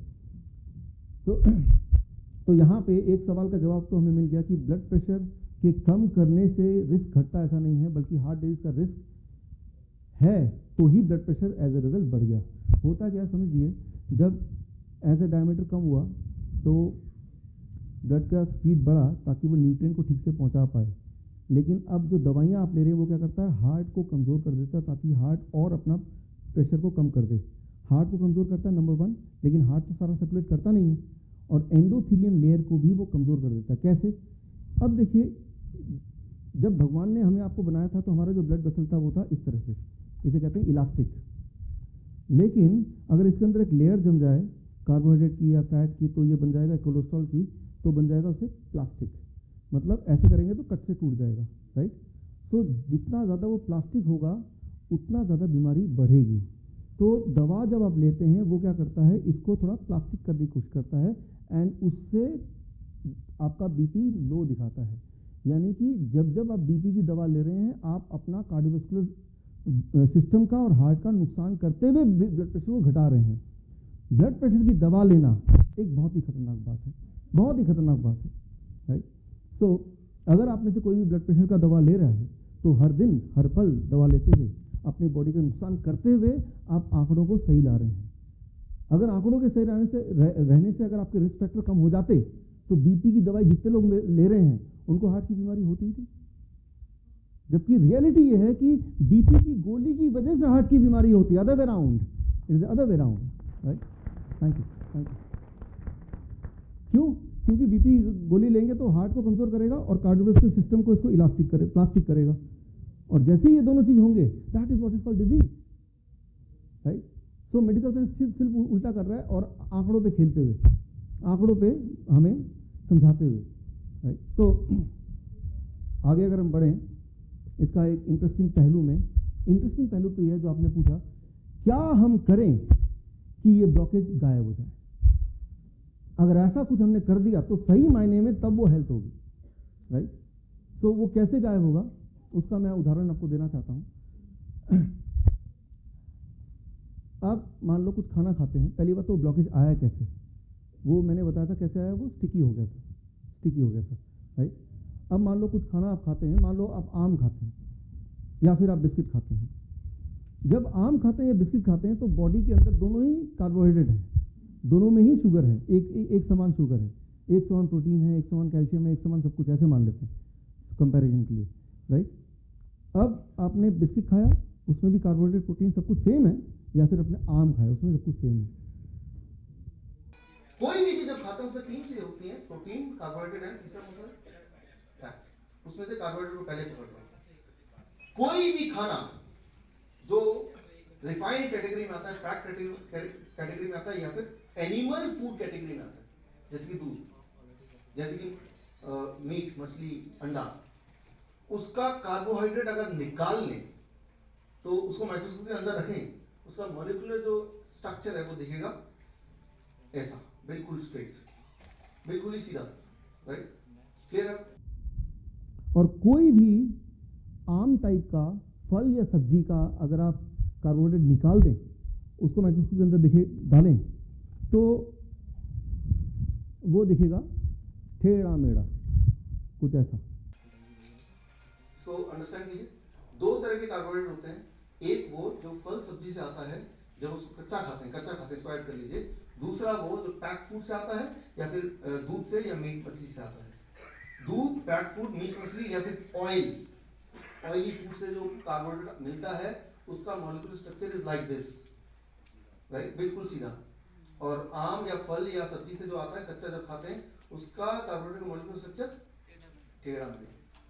अब क्या होता है, जब आपने बिस्किट खाया या आपने चिप्स खाया या आपने तला हुआ खाया, तो वो जो कार्बोहाइड्रेट गया वो ये गया। अब मान लीजिए मैं आपको एक काम देता हूँ कि ये लीजिए, ये कुछ स्ट्रॉ है और ये कुछ है, इनको एक के ऊपर एक लगाइए, इसको भी लगाइए, अरेंज कर दीजिए। इसको अरेंज कीजिए ए, इसको अरेंज कीजिए बी। किसको अरेंज करना आसान होगा, ए या बी? ए, क्योंकि ये यूनिफॉर्म है, बिल्कुल प्लेन है। तो जब ये ब्लड में फ्लो हो रहा है तो ये क्या करता है, जहाँ चिपचिपाहट है वहाँ आराम से बैठ सकता है, आराम से सेटल हो जाता है, एक के ऊपर एक बड़ा आराम से सेटल होता है, बिकॉज ये आराम सेटल अभी भी सेटल है आराम से, राइट, जबकि ये सेटल नहीं हो सकता। तो ट्राई टू अंडरस्टैंड, जब भी कोई ऐसा कार्बोहाइड्रेट आप लेंगे बॉडी में जिसका बायोलॉजिकल स्ट्रक्चर इस तरह का होगा और पहले से ही आपके वो चिपचिपाहट है, तो वो क्या होगा, जम जाएगा, ब्लॉकेज होगा, right. On the other hand उल्टा, जब आप कोई ऐसा कार्बोहाइड्रेट लेंगे जिसका स्ट्रक्चर ठीक उसका उल्टा होगा, इस तरह का टेढ़ा मेढ़ा, तो वो जमेगा तो नहीं, लेकिन वो क्या करेगा, जब वो क्रॉस कर रहा होगा तो जितने सारे वो ब्लॉकेजेस हैं उसको खुरपी की तरह काटता हुआ आगे ले जाएगा। Getting the point? उससे क्या होगा, ब्लॉकेज रिमूव हो जाएगा। या थैंक यू। इसीलिए डॉक्टर बोलते हैं देखो भाई, आम मत खा लेना और केला तो बिल्कुल मत खाना। उनको डर है कि कहीं खा लिया और अब ठीक हो गए फिर दोबारा तो आएंगे नहीं, ब्लॉकेज तो चला गया, राइट। तो मुझे तो ऐसे ही लगता है, राइट। तो अब हम एक इंटरेस्टिंग पहलू में बढ़ते हैं। तो अब आपको जवाब मिल गया जो मैंने क्वेश्चन नंबर 3 पूछा था आपसे, कि मैंगो शुगर के पेशेंट के लिए अच्छा होता है कि बुरा होता है। आंसर इज अच्छा होता है, राइट। वो कभी भी आपकी शुगर को नहीं बढ़ाएगा, राइट। 5-10 मिनट बढ़ाएगा, उतना तो बढ़ेगा ही बढ़ेगा, हेल्दी इंसान लेगा तब भी बढ़ेगा, बट 400-500 ऐसे नहीं करेगा, राइट। अब आता है एक क्वेश्चन, ये जो ब्लॉकेज है ये क्या कर सकता है हमारे लिए। आपको पता है हार्ट अटैक कर सकता है, आपको पता है ब्रेन स्ट्रोक कर सकता है। ये ब्लॉकेज बॉडी के किसी भी ऑर्गन में हो सकता है ना, क्योंकि ब्लड वेसल तो हर जगह है, कार्डियोवैस्कुलर तो हर जगह है। जहाँ भी ब्लॉकेज होगा तो वो वाला अंग काम करना बंद कर देगा। ब्रेन में ब्लॉकेज होगा उसे हार्ट ब्रेन स्ट्रोक बोल देंगे, हार्ट में होगा तो हार्ट अटैक बोल देंगे। सिमिलरली जॉइंट्स में हो सकता है जॉइंट पेन, अर्थराइटिस वगैरह बोल देंगे, राइट। तो जितनी सारी बीमारियों के नाम आप जानते हैं, लाइफस्टाइल डिजीज की बात करें, उन सारी बीमारियों का जो एक कारण है वो है ब्लॉकेज। पेनक्रियाटिस है, कोलाइटिस है, राइट। तो यूँ मानिए जैसे आइटिस बोला है, तो आइटिस तो हो गया घाव, इन्फ्लेमेशन, और पेनक्रियाटिस मतलब घाव कहाँ पे? पेनक्रियास में। कोलाइटिस, आइटिस तो घाव हो गया, कोलोन में घाव, अर्थराइटिस जॉइंट्स में घाव, राइट। तो अब घाव कहाँ से होता है? जब ये ब्लॉकेज होता है कुछ समय बाद यहाँ पे फिर इन्फ्लेमेशन, अगला स्टेप है बॉडी का इन्फ्लेमेशन, घाव। एक एक्सपेरिमेंट करके देख सकते हैं आप मोमबत्ती लीजिए, उसका मोम पिघला के कहीं लगा दीजिए, अगर वो लगा रहे 2-4 दिन तक तो उसके बाद घाव आने लगेंगे नीचे से, राइट। क्योंकि न्यूट्रिशन नहीं जा पा रहा, ना आ पा रहा, ना एयर लग रहा, तो बॉडी क्या करेगा? घाव बनाएगा। बॉडी की ये प्रवृत्ति है, ये टेंडेंसी है। तो घाव जब होता है तो ब्रेन क्या करता है? सिग्नल भेजता है पेन का, दर्द का आपको, ताकि आपको पता चले कि वहाँ कुछ गड़बड़ है, आपको ठीक करना है, राइट। घाव से पेन कैसे आता है? घाव से पेन अपने आप नहीं आता, ब्रेन सोचता है चलो उसको बता दूं यहाँ पे कुछ गड़बड़ है, ताकि आप कुछ करें, उस ऑर्गन को कम इस्तेमाल करें, राइट। तो that is what is any kind of pain. Body में कहीं भी पेन होता है तो उसका कारण है इन्फ्लेमेशन, घाव। घाव का कारण है कि वहाँ कभी ब्लॉकेज रहा होगा, now it is being converted into घाव, राइट। तो उस घाव को भरने का मलहम कोई मेडिकल साइंस में नहीं है, ना इस ब्लॉकेज को खत्म करने का मरहम या कोई तरीका मेडिकल साइंस में नहीं है, खाने में ज़रूर है, राइट। सो ब्लॉकेज पे आ रहे हैं, तो अब इस लेक्चर का मेरा सबसे इंटरेस्टिंग पार्ट, मुझे लगता है ये सबसे इंटरेस्टिंग पार्ट यही है, इस पर मैं आने वाला हूँ, एंड वो है कैंसर। घाव या इन्फ्लेमेशन या फिर ब्लॉकेज का कैंसर से कैसे इंटरेस्टिंग बीमारी, बड़ी मज़ेदार, राइट। कैसे? देखिए, आपको लगेगा कि अगर कोई भी बीमारी होना हो मुझे तो मैं कैंसर को चुनूंगा, जो मैं एक्सप्लेनेशन दे रहा हूँ उसके बाद। और एक टाइम आया कि ये ब्लॉकेज पूरा हो गया और ये मान लीजिए ये पेनक्रियाज में है या किडनी में है, कोलोन में कहीं पे है। अब इसका मतलब इसके आगे के जो यहाँ पे सेल्स हैं, आगे का जो यहाँ पे ऑर्गन है, उसको ब्लड नहीं मिल रहा। ऐसे में इस ऑर्गन का क्या हो जाएगा? जब ब्लड नहीं मिलेगा, ऑक्सीजन नहीं मिलेगा, न्यूट्रिएंट नहीं मिलेगा, what will happen to this organ? तो आमतौर पे ये डेड हो जाएगा, राइट। मान लो ये हार्ट के मसल्स हैं और हार्ट वाला ये आर्टरी है, तो ये डेड हो जाएगा, उसे कहते हैं हार्ट अटैक। ये ब्रेन की अगर आर्टरी है और ये ब्रेन के सेल्स हैं तो उसे कहेंगे ब्रेन स्ट्रोक, राइट। तो कुल मिला के ब्लॉकेज हो गया, ये सेल्स डेड हो गए और उसके बाद हार्ट अटैक, राइट। लेकिन हमारे बॉडी के हार्ट को छोड़ के बाकी सारे अंग में कई बार सेल्स, ये जो सेल्स हैं, ये इनको जब खाना, ब्लड, ऑक्सीजन नहीं मिलता है जिंदा रहने के लिए, तो ये सारे मिलकर सामूहिक रूप से ये तय करते हैं कि हम मरने नहीं वाले। ये इंसान हमें भोजन नहीं पहुंचा रहा, लेकिन हमने तय किया हम मरेंगे नहीं। फिर वो क्या करेंगे? वो चोरी करेंगे, राइट। चोरी कैसे करेंगे? इसे मेडिकल साइंस की भाषा में बोलते हैं एंजियोजेनेसिस, राइट। वो क्या करते हैं? ये यहाँ से अपने लिए एक ब्लड वेसल तैयार करते हैं, चोरी वाला, चोर रास्ता से, और यहीं से और ऐसे कई जगह और से तय करते हैं, और वो यहाँ से ऑक्सीजन, न्यूट्रिएंट, ब्लड यहाँ से चुरा लेते हैं, राइट।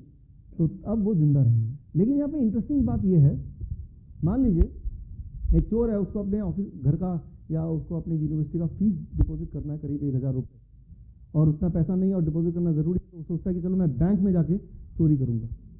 जब सिंदूक खोलेगा तो क्या लगता है पहला बिहेवियर कि उस सिंदूक में से 1000 रुपये गिन के फिर निकल लेगा, या बिहेवियर 2 सारा उस सिंदूक उठाएगा जितना हाथ में आया और तब निकलेगा? पहला या दूसरा? दूसरा। वो काउंट नहीं करेगा, हालांकि इंटेंशन उसकी चोरी की किसी कारण से है, लेकिन जब चोरी कर ही रहा है तो सोचा मैं सारा ही ले लूँ, बात तो एक ही है। अगर पकड़ा गया तो वही लगभग सजा तो एक ही जैसी होनी है। ठीक उसी तरह से जब ये चोरी करते हैं ये सेल्स, तो जो अमाउंट ऑफ न्यूट्रिएंट ये चोरी करते हैं वो उतना नहीं लेते जितना कि इनको जस्ट आवश्यक है, फिर वो ओवर ईटिंग करने में लग जाते हैं। अच्छा, ये ओवर ईटिंग करेंगे तो क्या होगा? यहाँ पे इनकी ग्रोथ ज़्यादा हो जाएगी, ट्यूमरस बन जाएगा। तो what is cancer? Cancer is जब कोई भी अंग बाकी अंग के कंपैरिजन में ज़्यादा तेजी से ग्रो करता है, दैट इज कैंसर। कैंसर ऐसा कोई बीमारी नहीं है, वो कुछ सेल्स का बिहेवियर है, वो बिहेव कर रहे हैं speedily, that is cancer. Cancer कोई डिजीज नहीं है खतरनाक कि हम मर जाएंगे। कैंसर एक बिहेवियर है कि आपके, अगर डॉक्टर ऐसा सिंपल बोले कि आपके बॉडी के कुछ सेल्स ने फैसला किया कि मैं थोड़ा तेजी से बढ़ूंगा, तो लोग ज़्यादा घबराएंगे नहीं, बोलते हैं आपको कैंसर हो गया, तो सोचता है तो आज ही मर गया। जैसे हेलिटॉसिस वैसे ही कैंसर। इन रियलिटी हम सबके बॉडी में कैंसरस सेल होते ही हैं, और इस तरह का हमारे सबके बॉडी में होता ही रहता है। लेकिन हमारे बॉडी के पास कुछ मैकेनिज्म है इसको रोकने का। वो मैकेनिज्म क्या है? हम में से कुछ लोगों की बॉडी में क्या किया, बॉडी ने जब बॉडी को पता चला, ब्रेन को पता चला यार कुछ लोग तो बागी हो रहे हैं, तो ब्रेन ने क्या किया, इसको काट दिया सप्लाई को फर्स्ट, दूसरा यहाँ सप्लाई को ऑन कर दिया, कैंसर खत्म। लेकिन ये काम जो है ये भगवान ने सिर्फ हमारे ब्रेन को दिया है, किसी डॉक्टर को नहीं दिया। ये काम आप ही को करना पड़ेगा अपने लिए। Nobody else can not do it, right? Thank you. Thank you. अब सवाल ये आता है, क्या हम करें कि ब्रेन को हम कैसे सपोर्ट करें कि कुछ ऐसा हो जाए कि ये सप्लाई तो कट हो जाए, यानी कि ये सूख जाए ब्लड वेसल जो बनाया था, और ये दोबारा सप्लाई चालू हो जाए। इसका जवाब अगर मिल जाए तो बात बन गई, right? Then the matter is solve. अब मैं अगले 5 मिनट में इसका जवाब देने वाला हूँ, that become the toward the conclusion of it. The answer अगले उस स्लाइड में आंसर आने वाला है, क्या हम करें कि वो रिवर्स हो जाए जो मैंने आपको दिखाया था condition. The answer is massive dose of nitric oxide. Nobel prize winning science 1998 के अनुसार अगर बॉडी में massive dose of nitric oxide बनना शुरू हो जाए तो वैसा हो सकता है। कुछ लोगों की बॉडी में बनना शुरू होता है तो उनको पता भी नहीं चलता कब कैंसर आया कब गया। जैसे हम सब के बॉडी में कैंसर सेल आते हैं, ट्यूमर बनता है, लेकिन हमें पता नहीं चलता, बॉडी अपने आप ही वो नाइट्रिक ऑक्साइड बना के उसको खत्म भी कर देती है सबके बॉडी में। तो कैंसरस सेल होना या ट्यूमरस ग्रोथ होना कोई अजीब बात, एबनॉर्मल बात नहीं है, वो बॉडी का एक फंक्शन है। लेकिन हम में से कुछ लोग ज़्यादा जागरूक हैं, हर साल हमें सारे कंप्लीट मेडिकल चेकअप कराना ही कराना है, और मेडिकल चेकअप कराने गए और डॉक्टर ने बोला आपके यहाँ तो ट्यूमर है। वो तो बोला डॉक्टर बताओ कीमोथेरेपी करूँ कि रेडिएशन करूँ कि वो सर्जरी कर दूँ। वो तो उसने क्या किया, बॉडी का जो मैकेनिज्म है उसको ठीक करने का, उसको बीच में ही इंटरप्ट कर दिया। और ऐसे में क्या होता है, दैट इज मोर इम्पॉर्टेंट, जब कोई ट्यूमरस सेल कहीं पे है, मान लो ट्यूमर है ऑलरेडी, इसको ध्यान सुनिएगा, इससे किसी की जान बच सकती है। अगले 2 मिनट में जो बोलने जा रहा हूँ, मान लो कि कोई आपके पास आता है कि डॉक्टर ने ट्यूमर डिटेक्ट किया है, क्योंकि यहाँ पेन हो रहा था, मैं डॉक्टर के पास गया, डॉक्टर ने बोला अल्ट्रासाउंड कराओ, एक्सरे कराओ, कुछ भी, और उसमें ट्यूमर निकला। और फिर बोलेगा डॉक्टर बोलेंगे कि भाई बायोप्सी कराओ। याद रखिए बायोप्सी क्या होता है कि चलो डॉक्टर ये बोलेंगे कि मैं पता नहीं अंदर क्या सेल किस तरह का बिहेव कर रहा है, वो चोरी वाला सेल है या यूं ही है, खतरनाक है कि खतरनाक नहीं वाला है। तो कुछ सेल यहाँ से हम निकालेंगे, उसको माइक्रोस्कोप में डालेंगे, उस सेल को अलग से कल्चर करेंगे कुछ दिन तक, तो वो सेल कैसे बिहेव करते हैं इससे हमें पता चल जाएगा वो कैंसरस ग्रोथ वाला सेल था या नहीं था। एक इंपॉर्टेंट बात याद रखिए, बहुत इंपॉर्टेंट, जैसे ही आपने उस वहाँ से सेल निकालने के लिए बॉडी को काटा या सेल्स को छेड़ा, वो जो गुट था उस गुट में फैल जाएगा कि हम पे हमला हो गया है। अब वो गुट क्या करता है, जब हमला होता है गुट बोलता है फैल जाओ बॉडी में, अलग अलग ऑर्गन में फैल जाओ। तो वो जो कैंसर सेल है कुछ ब्लड वेसल के रास्ते लंग्स में पहुंच जाएगा, कुछ ब्रेन में पहुंच जाएगा, कुछ हार्ट में पहुंच जाएगा, राइट? हाँ, हार्ट में पहुंच जाएगा, लेकिन हार्ट में पहुंचने के बाद क्या नहीं होने वाला, हार्ट कैंसर नहीं होने वाला। वो क्यों, मैं उस पर आता हूँ, राइट? बॉडी के सारे अंगों में पहले ही पहुंच जाओ, that is what it will do. तो जैसे ही आप बायोप्सी कराएंगे तो वो बायोप्सी वाला पेशेंट इमीडिएटली ही will go to third stage cancer. Third stage cancer क्या होता है, जब बॉडी में स्प्रेड हो, that is called third stage cancer. तो थर्ड स्टेज कैंसर अपने आप में नहीं हुआ, that is because of the biopsy, right? तो बायोप्सी मतलब छेड़छाड़ करना। तो अगर सर्जरी करते हैं वो भी छेड़छाड़ करना ही है ना, उसका ही एक रूप है, राइट? तो सबसे ज़्यादा ज़रूरी है कि छेड़छाड़ ना करें ताकि वो फैले ना, और जब फैल जाएगा तो क्या करेगा, कहीं पे ज़्यादा फैलेगा, कहीं पे कम फैलेगा। जहाँ पे ज़्यादा फैलेगा वो वाले ऑर्गन में ज़्यादा तकलीफ होगी, तो सबसे पहले आपका डॉक्टर उस ऑर्गन को ज़्यादा डिटेक्ट करेगा, सोचेगा कि आपको तो ब्रेस्ट कैंसर है, where the cancer is already there in lungs but in small size, right? इस तरह से। तो द फर्स्ट थिंग इज कि बायोप्सी कराना नहीं है कभी भी, इवन एक्सरे भी नहीं कराना। क्यों? क्योंकि एक्सरे से भी वो जो सेल्स हैं जो घुट में थे वो जाग जाते हैं, फिर भागना शुरू कर देते हैं। और ये मैं ऐसे कहानी बनाने के लिए बोल रहा हूँ, मेडिकली ये प्रूव्ड है, ये सब सारे डॉक्टर को पता है। आप किसी भी पूछेंगे, ये मेडिकल लिटरेचर में ऑलरेडी है। एक्सरे कराएंगे, बायोप्सी कराएंगे, your chances of cancer increases by 3 to 4 times, already है, कोई नई बात नहीं है। लेकिन उसका मैकेनिज्म है, जस्ट मैं उसको समझाने की कोशिश कर रहा हूँ। हार्ट में कैंसर क्यों नहीं होता, ये इंपॉर्टेंट है। हार्ट में मान लो सप्लाई बंद हो गई ब्लड की, ब्लड वेसल में ब्लॉकेज आ गया, तो हार्ट के सेल्स को अब फूड नहीं मिल रहा, ऑक्सीजन नहीं मिल रहा। लेकिन क्योंकि हार्ट एक ऐसा ऑर्गन है जो हर पल काम करता है, रेस्ट नहीं मिलता। आप थक गए पैरों में तो आप बैठ गए, तो यहाँ के मसल को रेस्ट मिल गया, बॉडी के हर मसल को रेस्ट मिल गया, हार्ट के मसल को रेस्ट नहीं मिलता। तो जब वो ब्लड वेसल नया तैयार होता है, चोर रास्ता, एंजियोजेनेसिस, तो उस तैयारी के लिए बॉडी को, यानी कि उन गुट के सेल्स को कुछ समय लगता है, 2 दिन, 3 दिन, 4 दिन, और उतने समय तक वो सारे सेल्स भूखे रह सकते हैं, क्योंकि वो सारे सेल्स को 24 घंटे हार्ट के सेल्स की तरह काम नहीं करना है। लेकिन हार्ट के सेल्स के पास वो वाला ऑप्शन नहीं है बिना काम किए रहना, क्योंकि उसको तो बनाया भगवान ने 24 घंटे काम करने के लिए, राइट। बॉडी के सारे मसल्स को रेस्ट मिलता है, हार्ट के मसल को 1 सेकंड भी रेस्ट नहीं मिला आज तक, जब से आप पैदा हुए। आप चाहते हैं थोड़ा रेस्ट मिल जाए भाई? नहीं चाहते, राइट। जब सोते हैं तब भी हार्ट चलता है, रेस्ट उसको तब मिलेगा जब आपको रेस्ट मिल जाएगा परमानेंटली, उससे पहले नहीं, राइट। तो हार्ट के सेल के पास कोई चॉइस नहीं है कि वो रास्ता बनाए, जिसको बनाने 2-3 दिन लगेंगे। तो हार्ट के सेल्स के पास एक ही रास्ता है कि वो मर जाते हैं, that is called heart attack. इसलिए हार्ट का कैंसर होने से पहले हार्ट अटैक आता है, यानी कि पेशेंट पहले ही मर जाता है, राइट। तो हार्ट का कैंसर नहीं होता, right. Now the things are little clear. तो बॉडी का जो प्रोसेस है चोर रास्ता वाला, वो खत्म हो सकता है, और ब्लॉकेज जो है वो भी खत्म हो सकता है। ये मेडिकल साइंस बोल रहा हूँ मैं, अपने मन से नहीं, ये मेडिकल साइंस ये कहता है कि अगर आपकी बॉडी में कुछ ऐसा आप करें कि बॉडी में नाइट्रोजन ऑक्साइड भरपूर बन रहा है, तो ब्लॉकेज खत्म हो जाएगा, नंबर 1। नंबर 2, वो जो चोर रास्ता वो भी बंद हो जाएगा। दैट मीन्स ये दोनों चीज़ें अगर हो गए, you are cured of cancer, you are cured of heart disease, you are cured of high blood pressure, you are cured of all kind of body pain, and you are cured of diabetes as well. अच्छा, diabetes क्या होता है? यहाँ diabetes का connection नहीं दिख रहा। अच्छा, इसके लिए मुझे 2 लोग चाहिए, कोई भी 2 लोग आ जाए स्टेज पे। ये एक पकड़ लीजिए, यहाँ से पकड़ना, नीचे से पकड़िएगा इसको, हाँ नीचे से, एक हाथ से, हाँ एक हाथ से ऐसे कर पकड़ सकते हैं, हाँ, ताकि गिरे ना। हाँ, आप भी इसको ऐसे पकड़ लीजिए, ऐसे पकड़ लीजिए, एक हाथ से ऐसे, हाँ, ठीक है ना। अब देखिए, इमेजिन करते हैं ये जो ब्लड वेसल है उसका अंदर वाला लेयर का नाम बताया था मैंने, what is that? Endothelium, right. तो अब क्या होता है कि ब्लड क्या करता है, कार्बोहाइड्रेट को, यानी कि फूड को ट्रांसपोर्ट करने का काम करता है। जैसे आपकी गाड़ी है, कार है, बाइक है, जो आपको ट्रांसपोर्ट करके यहाँ तक लाई है, वैसे ही ब्लड का एक काम है, मेजर काम है, खाने को ट्रांसपोर्ट करके सेल्स तक पहुँचाना। It is A transporter, right. तो यूँ मानिए ये ब्लड है और इसके अंदर खाना है, ये ब्लड का सेल है, उसके अंदर खाना है, कार्बोहाइड्रेट है, शुगर है, और ये जो परत देख रहे हैं ये एंडोथेलियम लेयर है, अंदर वाला लेयर है, राइट।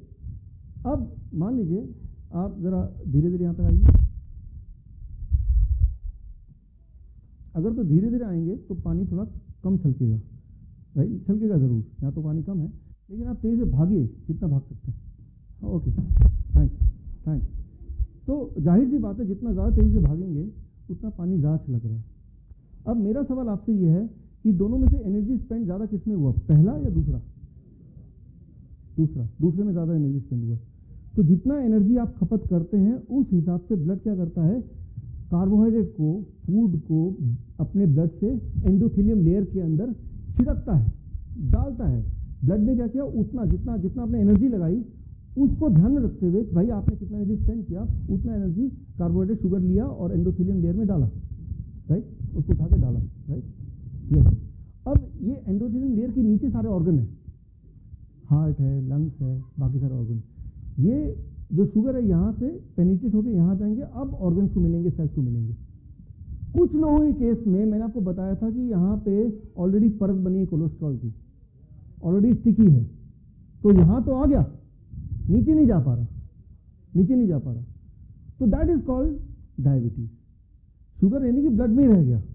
अब आप शुगर निकालेंगे, ब्लड निकालेंगे, उसको ग्लूकोज में डालेंगे तो आपका शुगर ज़्यादा बढ़ा हुआ दिख रहा है, क्योंकि इसने तो ब्लड ने तो फेंक दिया, इतना काम कर रहे हैं तो इतना शुगर जाना चाहिए आपको, लेकिन एंडोथेलियम लेयर जो है वो स्टिकी है, वो नीचे नहीं पेनिट्रेट कर रहा है, वो ऑर्गन तक नहीं पहुंचा रहा है, राइट। तो आप गौर कर रहे हैं कि चाहे डायबिटीज़ हो या ब्लड प्रेशर हो या कैंसर हो या हार्ट डिजीज हो, सबका जो कॉमन सा ही कारण है एंडोथेलियम लेयर का जो हेल्थ है, that is the health of your body. Thank you, thank you.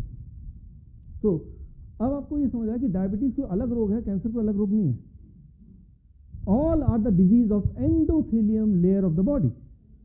हर एक में पहला स्टेप क्या होता है कि एंडोथेलियम लेयर जो है वो लेयर स्टिकी हो जाता है, ब्लॉकेज हो जाता है। फिर उसके बाद उसका रिस्पॉन्स क्या आएगा, उसका बीपी आपका अप हो जाएगा या शुगर डाउन हो जाएगा या अप हो जाएगा, that is depends on jeans, genetics. लेकिन बीमार जरूर पड़ेंगे, जेनेटिक्स के अब काम आता है, जेनेटिक्स की बारी अब आती है, अगर आती है तो थोड़ी बहुत। तो अब आता है आपका formula to produce massive nitric oxide. अगर आपने वो नाइट्रिक ऑक्साइड बॉडी में डाल दिया, पैदा कर दिया, तो बीमारी सारे गुल। क्यों? क्योंकि स्टिकीनेस खत्म, ब्लॉकेज खत्म और चोर रास्ता खत्म। यही कारण है। अगला मेरा स्लाइड है वो फॉर्मूले की बारी है, राइट। तो इसको ध्यान से देखना ही है आपको, बड़ा सिंपल फॉर्मूला है, दैट इज दिस। ये रहा वो फॉर्मूला। अगर इस फॉर्मूले को अपनाएं या जिन्होंने अपनाया, they are free of all the diseases already, right. तो ये फॉर्मूला क्या है, जरा गौर से देखिए। मान लीजिए आपका वेट 60 किलो का है, 60 केजी आपका वेट है, तो यहां डालेंगे 60 इंटू 10 कितना हो जाएगा, 600 ग्राम्स ऑफ फ्रूट। मतलब एक दिन में आपको जो फल खाना उसकी मात्रा कितनी होगी 60 केजी वाले इंसान के लिए, 600 ग्राम। पूरे दिन भर में फल पेट में जाना चाहिए। कैसे जाएगा वो आपको देखना, बट 600 ग्राम कम से कम फल जाने चाहिए। प्लस वेट इन केजी, वेट इन केजी मान लो कितना, 60 ग्राम का आदमी है ना, 60 केजी का 60 लिख दिया into 10, right. Grams of raw vegetable कितना हो गया, 600 ग्राम। कम से कम 600 ग्राम क्या वेजिटेबल पेट के अंदर जाना चाहिए उस 60 केजी वाले इंसान के लिए। माइनस वो चीजें जो ब्लॉकेज को बढ़ावा देते हैं, माइनस वो चीजें जिनका जो कार्बोहाइड्रेट का मॉलिक्यूलर स्ट्रक्चर कैसा है, स्ट्रेट है, उनको माइनस करना पड़ेगा, जो वजह है उसको माइनस करना पड़ेगा, राइट, सिंपली। तो minus milk and packed food. ये अगर आपने किया और अगर करना शुरू कर दिया, तो एक खतरनाक बात यह है कि आपको मजबूरन पहले दूसरे तीसरे दिन दवा छोड़नी ही पड़ेगी। yes. यहाँ पे कई बार जब मैं मेडिकल कॉन्फ्रेंस में जाता हूँ या ये वाला स्लाइड आता है, आप लिखते रहिए जो सवाल लिखते रहिए। तो जब इवन जहाँ पे मैं बिलोंग करता, हरियाणा, जो दूध का देश माना जाता है, दूध का स्टेट माना जाता है, और वहाँ पे भी आयुर्वेदिक मेडिकल कॉलेज में जब मेरा लेक्चर होता है या जब हुआ है, तो यहाँ आते हुए जैसे यहाँ बोला, प्रिंसिपल ने बोला, डॉक्टर साहब बस हो गया, बाकी हम बाद में देख लेंगे, इसके आगे आप कुछ मत बोलिए। जैसे ही देखा ये स्लाइड, अब तक तो सब ठीक चल रहा था। तो मैं ये बोलना चाह रहा हूँ, मैंने उनको भी ये बोला कुरुक्षेत्र में जब मेडिकल कॉलेज में लेक्चर हुआ, और आपको भी बोल रहा हूँ कि जो मैं बताने वाला हूँ उसके बाद आपको डिबेट जरूर करना है, लेकिन मेरी बात सुनने के बाद। दूध कोई खाना नहीं है, फूड नहीं है। इंसान एक ऐसा जानवर है जो जीवन भर दूध पीता है, और इंसान ही एक ऐसा जानवर है जो दूसरे जानवर का दूध पीता है। कोई भी और जानवर किसी और जानवर का दूध नहीं पीता। शेर गाय को पकड़ के खा तो लेती, कभी देखा आपने शेर ने गाय को पकड़ा उसका दूध पी रहा? तो कई बार पेरेंट्स बोलते हैं दूध तो बड़ा न्यूट्रिशन होता है, उससे तो बच्चे बड़ी तेजी से बढ़ते हैं। बच्चे बड़ी तेजी से बढ़ते हैं, बात मानता हूँ, क्योंकि दूध के अंदर जो हार्मोन होते हैं, growth hormone, that is about 6 times more than the growth hormone of the human milk। इसीलिए 6 महीने के अंदर एक बछड़ा 90 केजी का गाय बन जाता है, और इंसान को 90 केजी का बनने के लिए तो पूरा जिंदगी लग जाती है। तो हमारी जो ग्रोथ की स्पीड है वो गाय से अलग है। लेकिन क्या हम अपने बच्चे को भैंस बनाना चाहते हैं? इंसान की ग्रोथ की स्पीड गॉड ने तय की, और हर चीज जो बहुत तेजी से ग्रो करता है वो अच्छा और जरूरी नहीं है। कैंसर बड़ी तेजी से ग्रो करता है, but that does not mean is good. और अगर आपको ग्रोथ इतना ही करने का शौक है तो हाथी का दूध पिला दीजिए बच्चे को, वो और ग्रो करेगा, राइट। तो मैं ये बोलना चाह रहा हूँ, किसी भी एंगल से देखें तो मिल्क जो है वो भी ब्रेस्ट मिल्क, मदर्स मिल्क, पहले कुछ महीने के लिए, जब बच्चे के पास दांत नहीं है, वो कुछ और नहीं कर सकता, भगवान ने इस हिसाब से बनाया है। and that much milk is sufficient for the whole life.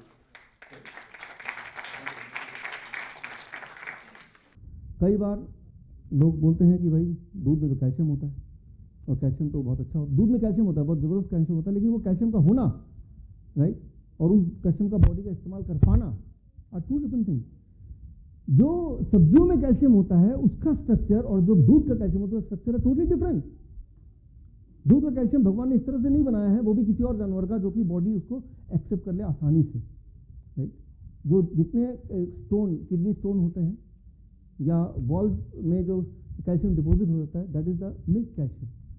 उसका केमिकल स्ट्रक्चर निकाल के देखेंगे कैल्शियम कहाँ से आया, then you will come to know about it, right. So लेकिन कई बार लोग मानते ही नहीं कि हड्डियाँ आप तो मजबूत होगी, हड्डियाँ तो कमज़ोर हो जाएंगे। आप देखिए दुनिया में कुछ देश ऐसे हैं, स्वीडन है, फिनलैंड है, डेनमार्क है, जहाँ पे पर कैपिटा दूध ज़्यादा बिकता है, ज़्यादा पीते हैं। और दुनिया में 3 देश ऐसे हैं जिनमें हड्डियों की बीमारी सबसे ज़्यादा है। वो कौन सा है? फिनलैंड है, स्वीडन है और डेनमार्क, वही वाले 3 देश। दुनिया में 2 देश ऐसे हैं जहाँ पे मैं अक्सर जाता रहता हूँ, जिसमें दूध बहुत कम बिकता है, पर कैपिटा लोगों की खपत बहुत कम है, वो है थाईलैंड और वियतनाम। और दुनिया में 2 देश ऐसे हैं जहाँ पे हड्डियों की बीमारी बहुत ही कम है, थाईलैंड और वियतनाम, राइट। सो लेकिन वियतनाम एक ऐसा देश है जहाँ पे एशिया की सबसे बड़ी मिल्क प्लांट है। एशिया की सबसे बड़ी मिल्क प्लांट, उसका नाम है TH मिल्क। पिछले साल TH मिल्क की ये मालकिन आप देख रहे हैं, ये मेरी फ़ोटो आप देख रहे हैं, लास्ट ईयर की फ़ोटो है। तो उन्होंने मुझे इनवाइट किया अपने TH प्लांट में वहाँ पे, और कारण था कि एशिया का सबसे बड़ा प्लांट है तो एशिया बुक का रिकॉर्ड उनको देना था। तो जो मेरा एक साइड बिजनेस है, मेरा एक और काम है। और तब इन्होंने मुझे बोला कि आप तो यहाँ आए हैं तो हमारा मिल्क प्लांट भी देख लीजिए ज़रा। मुझे बड़ा इंटरेस्ट आया, तब देखता हूँ। और तब देखा वहाँ 40,000 गायें थी वहाँ पे। लेकिन इंटरेस्टिंग बात ये, जो आपको पता है ऑलरेडी, कि गाय का दूध 40,000 निकालना तो इंसान नहीं निकालेगा, मशीन निकालेगी, तो आपको पता ही है। लेकिन मशीन को ऐसे डिज़ाइन किया गया, वो बाई चांस ऐसे डिज़ाइंड है कि मशीन जब लगता है स्तन में तो कुछ समय के बाद वो घाव होने लगता है, इन्फ्लेमेशन होने लगता है। और घाव जब होता है उसके बाद वो घाव होगा ही होगा, that is it is how it is designed, और हर एक गाय को होगी होगी। और जब घाव होता है तो दूध जो निकलता है वो दूध के साथ वो पस और थोड़ा ब्लड भी निकलता रहता है। ये स्टैंडर्ड प्रोसेस है कहीं भी, चाहे वो कितना भी सारा क्वालिटी चेक कर ले, लेकिन वो स्टैंडर्ड वो मशीन का वो बना ही ऐसे अभी तक। तो WHO ने ये अलाउ किया है करंटली कि आपके 1 लीटर दूध में 75 करोड़ पस सेल से अधिक नहीं होने चाहिए, उससे कम अलाउड है। यानी कि जो दूध आप ले रहे हैं 1 लीटर, तो उसमें 75 करोड़ पस सेल तक हैं। अब जरा आज घर जाके जब दूध टेस्ट करेंगे तो मेरा एग्जाम्पल आपको याद जरूर आएगा, और आपको ये भी याद समझ आएगा कि ये इतना टेस्टी क्यों लग रहा है। वो राज भी आज खुल जाएगा। मतलब ये कि मैं पूरी तरह से डिस्करेज करना चाहता हूँ आपको कि आप दूध ना लें, राइट। जीवन भर लिया आपने, मेरे बोलने पे 1 हफ्ता ना लेके देखिए, आप डिफरेंस देखिए 1 हफ्ते बाद कैसा फील कर रहे हैं, राइट। बिल्कुल नहीं, दूध कोई फूड नहीं है जिसको पीना है। मैं ये नहीं बोल रहा दूध कोई पॉइजन है कि अभी मर जाएंगे, लेकिन मैं ये बोल रहा हूँ it is not a food, it is not a food, it should not be taken at all, it should not be taken at all. That is what I am saying here about now. तो एक तो मैंने आपको ये बताया दूध, और दूसरा पैक्ड फूड। कोई भी चीज़ जो डब्बे में हो, पैकिंग में हो, उसको पैकिंग में ही रहने दीजिए, खोलिएगा मत, खोलने की ज़रूरत ही नहीं है उसको। फॉर एग्जाम्पल जैसे जैम है, जैसे सॉस है, जैसे बिस्किट है, जैसे रस्क है, जैसे ब्रेड है, राइट, मैगी है, नूडल्स है, सारा कुछ, राइट। कोई बोलते मुझे बाबा रामदेव वाला ठीक होगा, वो पैक्ड है तो पैक्ड है, राइट। तो वो किसी का भी हो, वो नाम डालने से वो उसका प्योरिटी बढ़ जाएगी, ऐसा नहीं है, right. That is something very important. अब इसको कन्विंस करने के लिए मैं आपको छोटा सा उदाहरण देता हूँ। ये बात है नवंबर की, पिछले साल की, इसी साल की, अभी 2 महीने पहले नवंबर को गया है। हर साल एक थाईलैंड में छोटा शहर है सुरीम, वहाँ पे एक फेस्टिवल होता है, इसे कहते हैं एलिफेंट फेस्टिवल, जहाँ एलिफेंट इकट्ठे होते हैं। लार्जेस्ट नंबर ऑफ एलिफेंट की गैदरिंग होती है, और ये कुछ दिन चलता है फेस्टिवल। तो इस बार गेस्ट ऑफ ऑनर मुझे बनाया गया था। कारण एक ही था कि वहाँ पे भी अवार्ड देना था, largest elephant festival in Asia. और ये देखिए, ये मेरे आप थाईलैंड की टीम आप देख रहे हैं, बीच में ये मेरी फ़ोटो है, और मेरे साथ ये है हाथी का डॉक्टर पिटारा। तो मैंने उनसे पूछा, लेडी कॉल्ड डॉक्टर पिटारा, हाथी की डॉक्टर। तो मेरा तो इंटरेस्ट है ही हेल्थ लाइन में, तो मैंने पूछा हाथी को डायबिटीज़ होती होगी?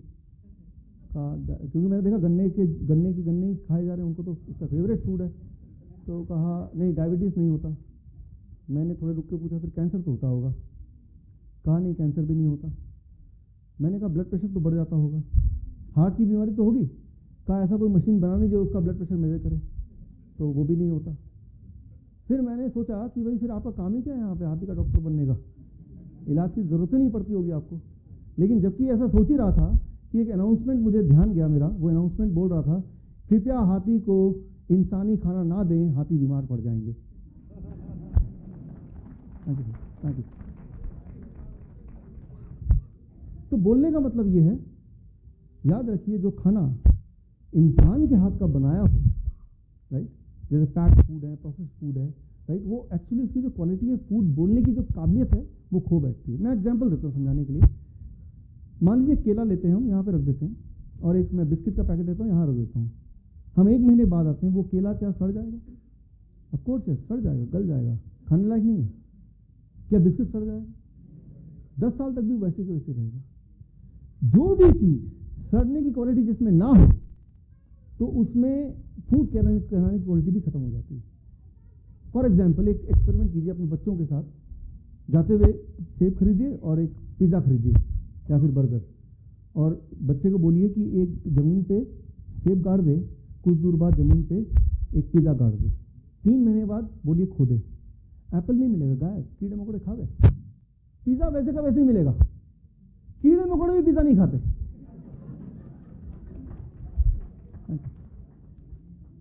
सिर्फ इंसान पिज़्ज़ा खाते हैं। जो खाना या जिसे हम खाना बोल रहे हैं, दुनिया के सारे जानवर, कीड़े मकोड़े ने भी रिजेक्ट कर दिया है, वो खाना कैसे हो सकता है? It cannot be called a food। एक बार एक सज्जन ने बोला मेरा डॉग तो पिज़्ज़ा खाता है। अब वो डॉग की मजबूरी है, वो सोचता है मेरा बॉस पिज़्ज़ा खा रहा है, मुझे तो खाना ही पड़ेगा ना। बोल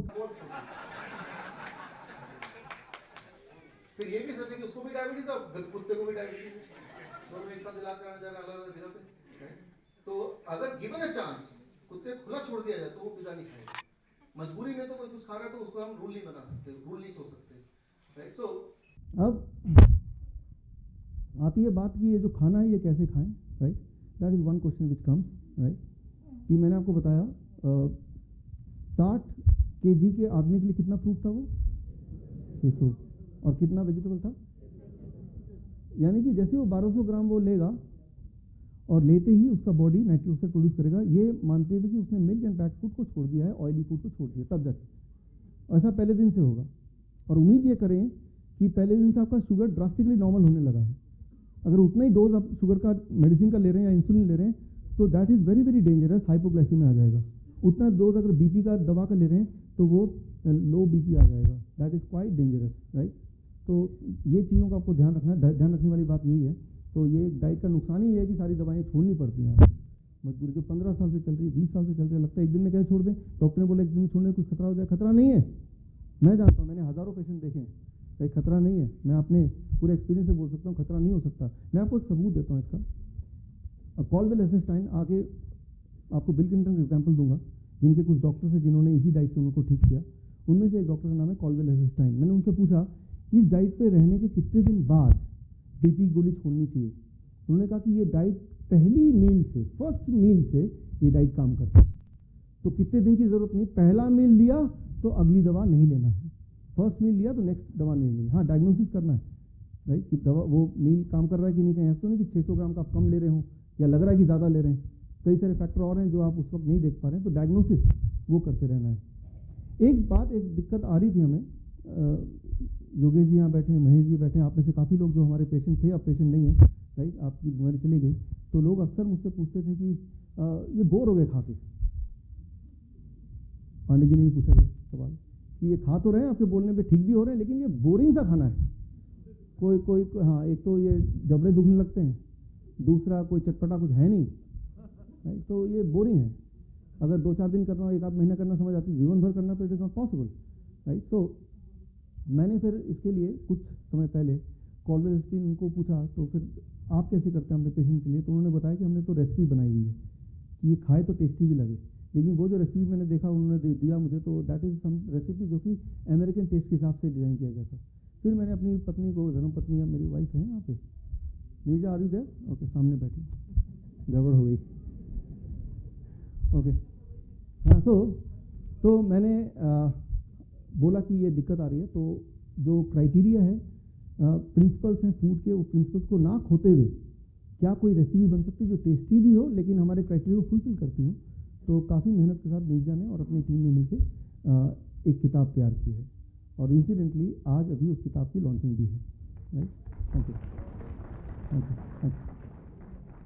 तो आगे बढ़ने से पहले, कंक्लूजन करने से पहले मैं महेश कौशिक जी को इनवाइट करता हूँ स्टेज पर आएँ और इस कार्यक्रम को आगे बढ़ाएं और लॉन्च के प्रोसेस को भी बढ़ाएं, और इसके बाद हम कंक्लूजन पे आएंगे कि आज घर जाके आपको एग्जैक्टली क्या करना है, वो मैं आपको डिटेल बताऊंगा। महेश जी।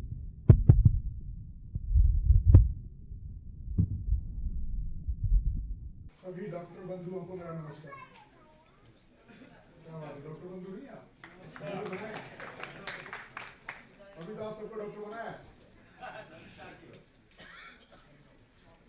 साथियों, जिसे डॉक्टर साहब ने पहले भी हमें इंट्रोड्यूस कराया आपसे, मित्तल जी ने भी बताया आपको, मैं भारतीय जीवन बीमा निगम में सर्विस करता हूँ, वहां पे सीनियर ब्रांच में। मेरा वजन 103 किलो था। मैं 2001 से ब्लड प्रेशर की दवाई ले रहा था। हमारी कंपनी ने प्रिवेंटिव हेल्थ चेकअप इंट्रोड्यूस किया, मुझे भी बड़ा शौक चढ़ा, मैं भी अपोलो में पहुंच गया। तो अपोलो में जब गया, उन्होंने मुझे डायग्नोज किया कि आपको शुगर। तो मिसेस कहने लगी कि हो गया तुम्हारा तो काम। तो ऐसे ही मुझे एक फ्रेंड ने, आप जैसे सेमिनार में कुछ लाए गए हो, कुछ आए हो, ऐसे ही मुझे भी धक्का दिया सेमिनार। तो उस सेमिनार में जब मैं आया तो डॉक्टर साहब ने ऐसी कुछ और बातें बताई, आपको कुछ और बता रहे थे। तो मेरा भी इंटरेस्ट जगा कि यार मैं भी अगर बगैर दवाई छोड़ दूं और ठीक हो जाऊं तो मुझे भी करना चाहिए। मैंने बहुत सारे दिन सोचा, 2 दिन, 4 दिन, 6 दिन, फिर एक दिन मैंने हिम्मत करके और डॉक्टर साहब के पास पहुंच गया। वो तारीख थी 5 जून 2014 को जब मैं डॉक्टर साहब के पास पहुंचा, इन्होंने मुझे बताया ये फ्रूट्स खाने चाहिए, ये नाइट्रिक ऑक्साइड ऐसे पैदा करेंगे, ये खाना चाहिए। मैं कहा डॉक्टर साहब बस मुझे पागल बना रहे, कहीं खाने से अगर ठीक होता तो मैं पहले भी खाता था। मेरे खाने का स्टाइल ऐसा था कि मैं रात को जब तक नींद नहीं आती थी, जब तक दूध नहीं पी लेता। मैं यूनियन लीडर रहा हूं, पूरे देश का भ्रमण करता था, तो जहां भी जाता था पहले गेस्ट हाउस वाले को बोलता था दूध का इंतजाम कर लियो भाई। रात को नींद नहीं आई, वो बेचारा इधर उधर धक्के मार के दूध लाता था। और ब्रेकफास्ट जब मैं करता था तो कम से कम 1.5 किलो छाछ पीता था। आप तो लस्सी बोलते होंगे, उसे मैं छाछ बोलता हूँ, तो छाछ ही है। मैं छाछ पीता था, तब मुझे ब्रेकफास्ट होता था। और डॉक्टर साहब ने कहा ये मिल्क प्रोडक्ट बंद करने, तो मैं तो घबरा गया। मैंने बहुत दिन सोचा और फाइनली एक दिन डिसीजन लिया। 1 जुलाई से मैंने ये डाइट शुरू कर दी। 4 जुलाई 2014 को मैंने दोनों दवाइयां जो लेता था वो सब बंद हो गई। मैंने कहा ऐसा ना हो डॉक्टर साहब ने बताया हो और ये कंट्रोल हो गई हो, ठीक नहीं हुई हो। तो मैंने इस डाइट को कंटिन्यू रखा, और कंटिन्यू रखते हुए जैसे टेस्ट डेवलप करने वाली बात हुई तो नीरजा जी उसमें हमारे उस पर आई रेस्क्यू पे। इन्होंने 2-4 रेसिपी बताई और हमने वो भी डाइट में शामिल कर ली। लेकिन उस दिन से मैंने आज तक, आप बिलीव करेंगे, एक गोली नहीं देखी कैसी होती है। दूध नहीं पिया, दूध की चाय नहीं पी, लस्सी नहीं पी, और पनीर नहीं खाया, और मेरा वजन सिर्फ 23 किलो कम हो गया। पहले 3 महीने में हो गया था जी वो। और मुझे घर वाले कहने लगे तुम तो जाओगे, इस तरह से कम होते जा रहे हो, तुम तो कमजोर हो जाओगे, किस दिन हमारे पास कोई चोर डकैत आ गया तो मार के भाग जाएगा। तो मैंने उन्हें बताया कि अब चिंता नहीं करो, अब मैं भाग सकता हूं। और मैं पहले जब 1 किलोमीटर भी नहीं चल पाता था, मैं 8-10 किलोमीटर की सैर घर वालों के साथ करता था, चलो आओ चलते। वो सब थक जाते थे, 2 चक्कर के बाद मैं घूमता रहता था। दूध छोड़ने से मेरी एनर्जी बढ़ी, इस डाइट पे आने से मेरी एनर्जी बढ़ी। जैसे जैसे मेरा वेट घटा, मेरा पेट घटा, और मेरी जवान का टेस्ट घटा, मेरे अंदर ताकत आती है। घर वाले मुझे जीन्स खरीदवाते थे, मैं पहनता नहीं था, आज पर्पजली जीन्स पहन के आया हूं। जो मैंने कोट शादी में सिलवाए थे आज यूज हो रहे हैं वो। जो हमारा ड्रीम है, जो ड्रीम क्या है हमारा, कि ये सारा देश बीमारियों से ग्रस्त रहे, ये ड्रीम है ना हमारा।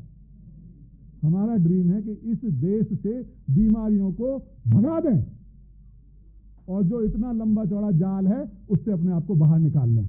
और वो तभी पॉसिबल है जब आप जैसे चेहरे, राम प्यारे जैसे जी महानुभाव हमारे साथ जुड़ेंगे और इस मुहिम को हमारे साथ बढ़ाएंगे तो निश्चित तौर से बीमारियां टिकेंगी। अब हमने इस काम को, मैंने कहा अब मैं तो ठीक हुआ। अब मैं ऑफिस में जब जाता था खाना खाने तो मेरे सारे ऑफिसर्स मेरे साथ बैठ के खाते थे। वो कहते थे सर क्या उल्टी सीधी चीज़ें खाते रहते हैं। मैंने एक सेमिनार सर से मैंने रिक्वेस्ट करी, सर एक LIC वालों के लिए भी सेमिनार कर दो। हमने सेमिनार कराया, अब वो मेरे साथ सारे यही डाइट खाते हैं। एक बात बताता हूँ भाइयों, हम 2 व्यक्ति उसी परिवार में रहते हैं, मैं और मेरी घरवाली। अभी एक दिन क्या हुआ कि मुझे 5-6 घंटे खड़ा होना पड़ा तो मेरा एक घुटना में स्वेलिंग आ गई। और स्वेलिंग जब आ गई तो मेरी घरवाली कहने लगी चलो डॉक्टर के पास चलते हैं, मेरे में भी, आप मुझे भी दिखा लो, आप भी देख लो। तो मैं कहा आपके घुटने को दिखाता हूँ डॉक्टर को, मैं नहीं दिखाऊंगा। तो उनके घुटने को दिखाया, डॉक्टर ने कहा कि इसमें तो ये तो डीजनरेशन शुरू हो गई, इसका तो रिप्लेसमेंट करना पड़ेगा, हो सकता है इसमें इंजेक्शन से इसका पानी बाहर खींचना पड़े। तो मिसेज ने जोर दिया, जब किसी तीसरे के सामने कहा कि जी आप भी तो दिखा लो अपना घुटना।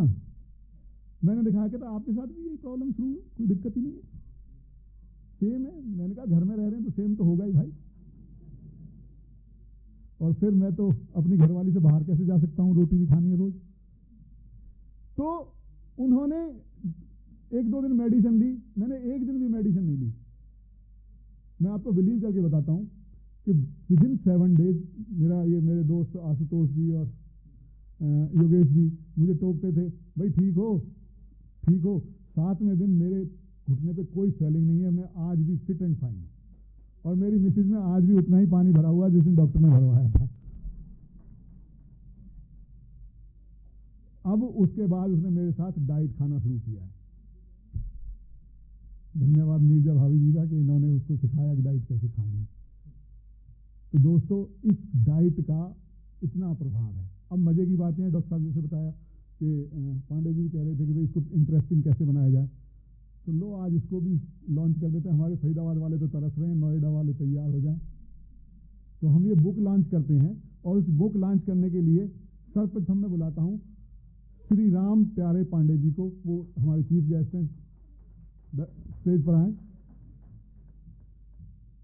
सर इस किताब को लिखने के लिए जिन्होंने अथक प्रयत्न किया है और हमें भी जिनका सपोर्ट रहा, मैं इसके दोनों के लिखने वाले ऑथर्स को बुलाता हूं।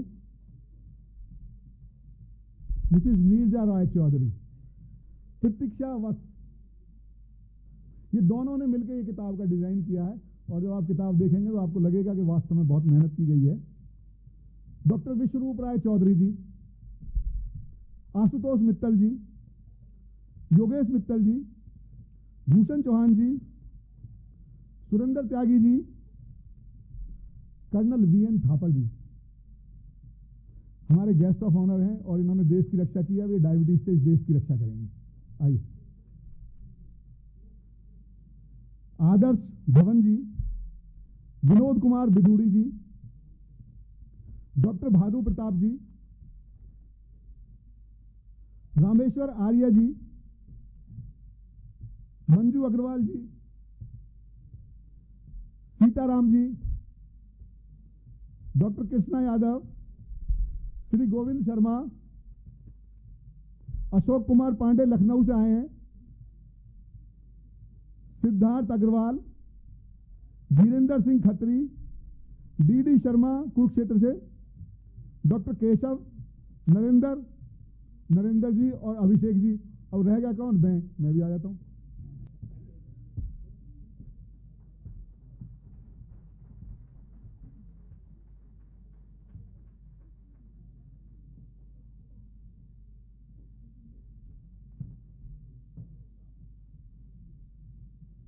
Thank you sir. दोस्तों मैं राम प्यारे पांडे जी से अनुरोध करूंगा कि उन्होंने जो अब तक हमारा साथ दिया है, आप उनको कैसा लगा? आदर के योग्य पूरे विश्व में जिनका नाम मैंने कम से कम 100 लोगों से कहा, 75% लोगों ने ये कहा कि वही तो नहीं है जिनका नाम स्मृति के लिए जाना जाता है, मेमोरी के लिए जाना जाता है। और 1.5 महीने से मैं संपर्क में आया, मेरे पास जो आता है तो पहले मैं उसके मोबाइल से नेट ऑन कराता हूँ और ये जरूर कहता हूँ कि विश्वरूप है, बी फॉर बॉम्बे से शुरू करना, क्योंकि बंगाली है। लिखते हैं डॉक्टर लेकिन है इंजीनियर, ये भी बताना मैं भूलता नहीं। जब बिल क्लिंटन का नाम लिया उसका उदाहरण हर जगह देते हैं। बिल क्लिंटन की 2-4-10 लाइनें भी सुनाते हैं। उनके 8 ऑपरेशन हुए थे, केवल भोजन से ठीक हो गए। कई सत्रों में जब इनके लेक्चर को सुना जाए, सत्र के बीच में ब्रेकफास्ट भी हो, लंच भी हो, और वही हो जो ये कहते हैं। और मैंने इनसे कहा है कि एनसीआर में मैं 50 जगह ऐसा इंडोर कराऊंगा, लेकिन जो आप बताते हैं वही खाने की व्यवस्था रहेगी। उसके अलावा चाय, कॉफी आदि कुछ नहीं रहेगा। तो डॉक्टर विश्वरूप ने इतनी छोटी सी उम्र में, 42 साल की उम्र कोई उम्र नहीं होती, बहुत सारे ऐसे लोग होते हैं, कितना दिन जिए इसका कोई मतलब नहीं, कैसे जिए इसका अर्थ होता है। तो डॉक्टर विश्वरूप अपने जीवन को कितना सार्थक बनाने वाले हैं। भगवान ये करे, ये 123 साल की किसी महिला माँ को देखने गए थे, उसका उन्होंने उल्लेख नहीं किया, मुझे लगता था कि करेंगे। इसी भोजन से महिला आज भी 123 वर्ष की जीवित है, स्वस्थ है। बताया था वियतनाम में गए थे से मिलने के लिए। इतना विषय इनके पास, इतना अनुभव, इतनी छोटी उम्र में है कि एक सत्र में समाहित नहीं हो सकता। इसलिए हम लोग को सुबह 8 बजे से लेकर रात 8 बजे तक बुलाएं। खाने पीने का इंतजाम हम लोग करेंगे और वही करेंगे जो ये खिलाएंगे।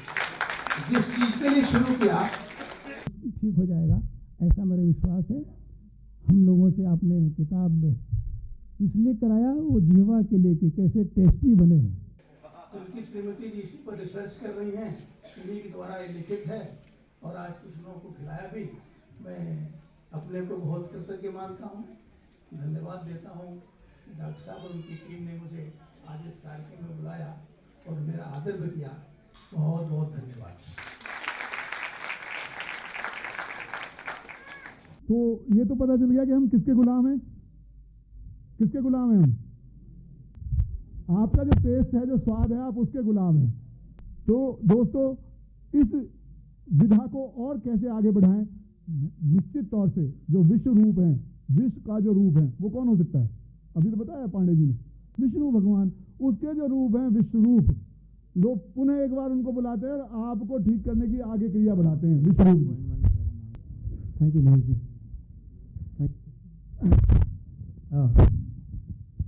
हम कंक्लूजन की तरफ बढ़ रहे हैं और हाँ, सवाल उसके बाद होगा। और हमारे राम प्यारे पांडे जी ने जो आज बताया, ये मैं जीवन भर याद रखूँगा और इसके लिए मेरी मेमोरी टेक्निक की ज़रूरत भी नहीं पड़ेगी।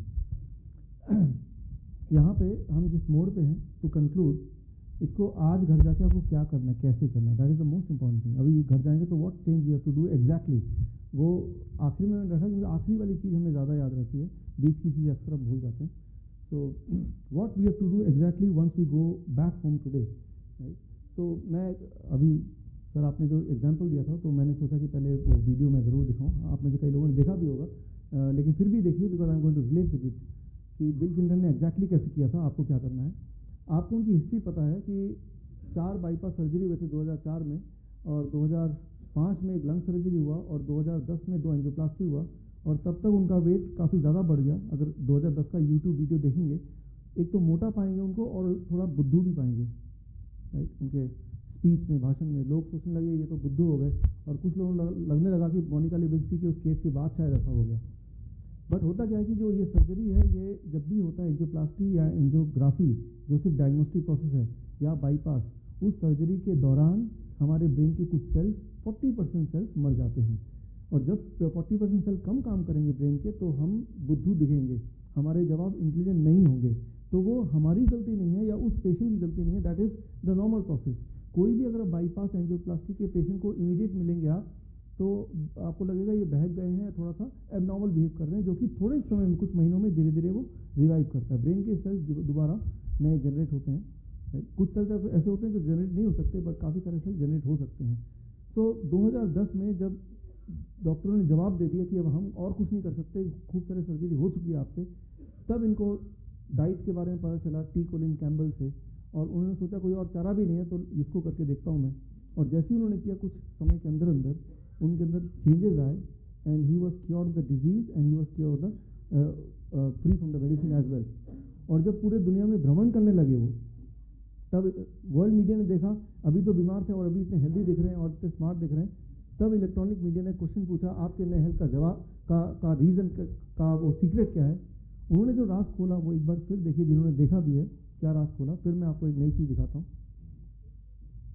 But I did it for a different reason. But I mean, I wanted to lose weight, but I didn't dream this would happen.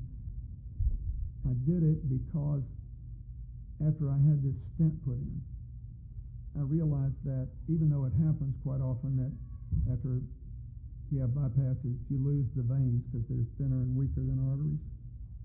The truth is that it clogged up, which means that the cholesterol was still causing buildup in my vein that was part of my bypass. And thank God I could take the stents. I don't want it to happen again. So I did all this research, and I saw that 82% of the people since 1986 who have gone on a plant-based, no dairy, no meat of any kind, no chicken, turkey. I eat very little fish. Once in a while I'll have a little fish, not often. If you can do it, 82% of the people who've done that have begun to heal themselves. Their arterial blockage cleans up. The calcium deposit around their heart breaks up. This movement has been led by a doctor named Caldwell Esselstyn at the Cleveland Clinic, Dean Ornish in Minoa in California, the doctors Campbell, father and son, who wrote the China study, and a handful of others. But we now have 25 years of evidence. And so I thought, well, since I need to lose a little weight for Chelsea's wedding, I'll become part of this experiment. I'll see if I can be one of those that can have a self-clearing mechanism. We'll see. I hope you're healthy from that. यहाँ पे आपने देखा bill Clinton ने कुछ डॉक्टरों का जिक्र किया, टी कोलिन कैम्बल, कॉल्बेल एसेस्टीन, डीन ऑनिस। तो जिन जिन डॉक्टरों का रेफरेंस रहा, जिन जिन डॉक्टरों का इन्फ्लुएंस रहा, उन सारे डॉक्टर से मैंने कांटेक्ट किया बारी बारी से, मेल के थ्रू और जो भी तरीके होते हैं। और डीन ऑनिस के अलावा को छोड़ के बाकी सारे डॉक्टरों ने रिस्पॉन्स दिया और मुझे समय दिया समझने के लिए। उनमें से एक डॉक्टर का नाम लूँगा जिनका नाम है जॉन मैकडॉगल। तो उनसे मैंने सवाल पूछा कि जब वो ठीक हुए तो वो एग्जैक्टली कैसे ठीक हुए, क्या क्या खाना उन्होंने खाया, किस प्रकार हुआ, सिंस उन्होंने बड़ा क्लोजली इसको मॉनिटर किया था। तो उनका जवाब आपके सामने मैं रखता हूँ, वो उन्होंने क्या जवाब दिया, आप उनकी भाषा में देखिए क्या what he said about bill Clinton, the president of USA, the former president of USA. And one of the newsletters, you have written a letter to Bill Clinton. Oh, Bill Clinton, sure, Bill Clinton. Bill Clinton became vegan as a result of multiple problems. Our 42nd president. Right. And by the way, I'm waiting to meet with your Prime Minister Modi anytime. No, anyway, Bill Clinton, he got into trouble with heart surgery in 2004. He had bypass surgery. In 2010, they put some stents in him. And after his stent procedure in February of 2010, he decided to change his diet. And he changed his diet to the kind of diet I recommend. I think I was of influence, but there are other doctors who I'm sure were more influenced. like Dr. Dean Ornish and Dr. Caldwell Esselstyn. And he changed his diet in March 2010. And Bill Clinton is a powerhouse. He's more handsome, more powerful, more strong looking today, which is 5 years later than he was. Yeah, and the whole reason is he became vegan. He eats the kind of diet that I recommend. तो यहाँ पे आपने देखा वो जिन डॉक्टरों के देखने में उनमें से एक डॉक्टर का ये आपने मेरा लिया हुआ इंटरव्यू, तो ये बहुत लंबा है, यूट्यूब में आप देख सकते हैं पूरे detail, how he got cured of the disease, step by step उन्होंने क्या किया। तो उसको सिंप्लीफाई करते हुए आपको क्या करना है वो बताने वाला हूँ मैं अभी। That is I will take another 3-4 minute to conclude. ये रेसिपी बुक तो उनके लिए है जिनको टेस्ट का भी ध्यान रखना है, लेकिन एक इंटरेस्टिंग मैं एग्जांपल देते हुए आपको समझाना चाहता हूँ। ये फोटो आप देख रहे हैं 1 दिसंबर से लेकर 5 दिसंबर तक, अभी पिछले महीने की बात है, मैंगलोर यूनिवर्सिटी ने Indian Social Science Congress organize किया और वहाँ इंडियन सोशल साइंस कांग्रेस के जो चेयरमैन हैं वो है डॉक्टर BM हेगडे। आप में से कुछ लोग ने नाम सुना है इनका। BM हेगडे जो पद्म भूषण अवॉर्डी हैं और इंडिया के टॉप मोस्ट कार्डियोलॉजिस्ट हैं और फॉर्मर वाइस चांसलर हैं मणिपाल यूनिवर्सिटी के, और इंडिया वर्ल्ड के टॉप जो मेडिकल कॉलेजेस हैं और मेडिकल यूनिवर्सिटी है वहाँ पे विजिटिंग प्रोफेसर हैं, हार्वर्ड यूनिवर्सिटी इंक्लूडेड, राइट, और कई किताबों के लेखक हैं।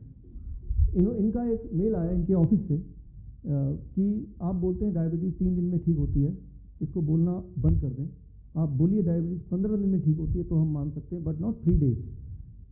तो मैंने जवाब दिया कि नहीं, मेरे यहाँ तो 3 दिन में होता है। तो एक चैलेंज इन्होंने पेश किया कि आप आओ, हमारा सोशल साइंस कांग्रेस हो रहा है और मैं आपको पेशेंट देता हूँ, उनको 3 दिन में आप वहीं रहो, यूनिवर्सिटी में करके दिखाओ। तो यूनिवर्सिटी के इकोनॉमिक्स डिपार्टमेंट के प्रोफेसर, उनका नाम है प्रोफेसर सोमशेखर, और जिनको 36 यूनिट टोटल इंसुलिन चलता था और साथ में दवाइयाँ, और पिछले 15 साल से डायबिटीज़ था, कोई और बीमारी नहीं थी। उन्होंने कहा ये रहा पेशेंट और आपके पास 3 दिन है, यूनिवर्सिटी में बंदोबस्त कर दिया गया, आप इनको ठीक करें। और उन्होंने एक पैनल बनाया, उस पैनल में आप देख रहे हैं CK राजू, जो कि पहला सुपर कंप्यूटर इंडिया का जिन्होंने बनाया था, गूगल करेंगे तो वो ये नाम मिलेगा, CK राजू।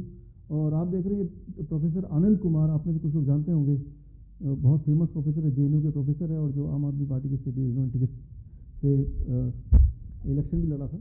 और सिमिलरली एक और इकोनॉमिस्ट है यहाँ पे, अशोक जैन। अलग अलग साइंस के लोगों को पैनल में डाला और कुछ 200 डॉक्टर्स जो ऑडियंस में थे, और 3 दिन का समय था, और 3 दिन का नतीजा ये निकला दैट विदिन 3 डेज उनकी 36 यूनिट 0 यूनिट पे आ गई।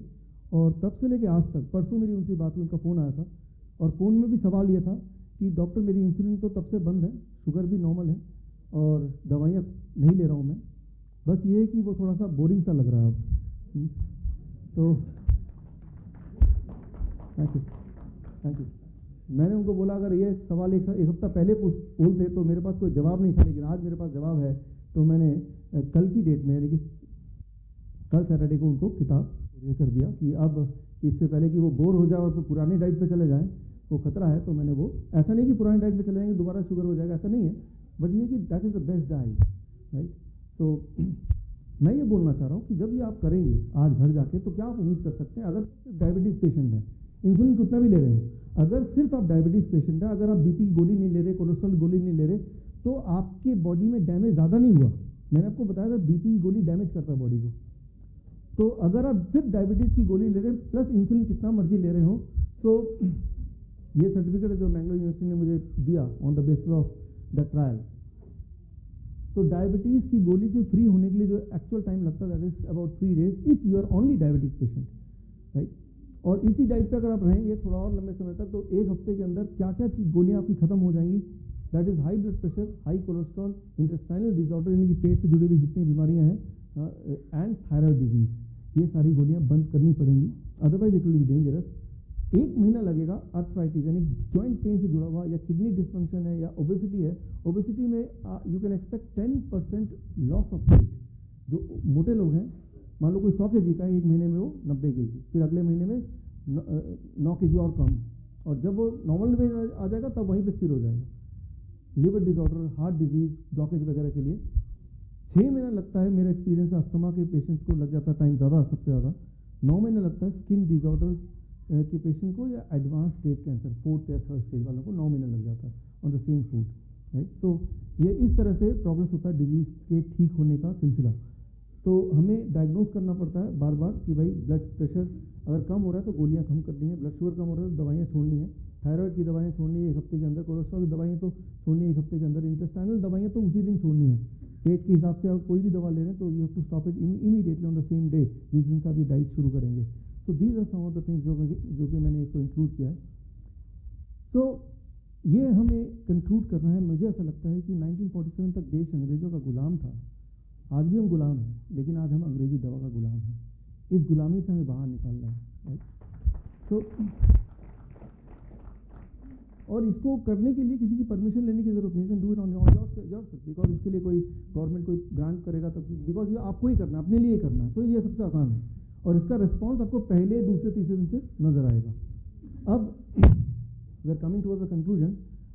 जब यहाँ से बाहर जाएंगे, यहाँ बाहर तो फीडबैक फॉर्म को भरना है, उसको सबमिट करना है। जिनके सवाल हैं, राइट, उनको क्या करना है वो बता रहा हूँ, लेकिन जब बाहर जाएंगे तो फीडबैक फॉर्म सबमिट करेंगे तो आपको ये कार्ड मिलेगा, और ये कार्ड के हिसाब से जो मैंने आपको ऑलरेडी एक्सप्लेन किया था।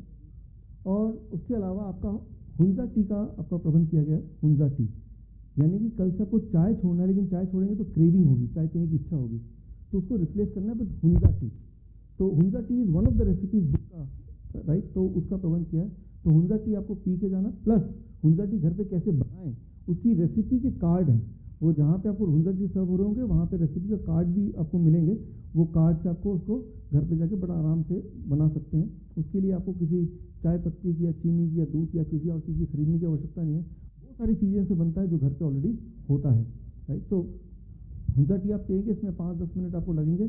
और उसके अलावा जिनके पास सवाल हैं, राइट, 5-10 मिनट बाद, राइट, आप लोग वो लोग जो उनके सवाल हैं दे कैन कम बैक, और जो लोग फर्स्ट रो में जो बैठे हैं या जो हमारे चीफ गेस्ट के इन्वाइटीज़ हैं, वो लोग जो अलग अलग शहरों से आए हैं, आप यहाँ से एंटर करके ग्रीन रूम में जाएंगे और 10 मिनट में आपके साथ रहूँगा, राइट, तब तक कि आप हुंजा टी का एंजॉय करेंगे, and then I will come back either here, और अगर यहाँ कोई लोग नहीं आते तो मैं बाहर आ जाऊँगा आपके सवालों का जवाब देने के लिए, राइट। तो मैं उम्मीद करता हूँ कि आप इसको आगे बढ़ाएंगे, पहले अपने लिए फिर लोगों के लिए।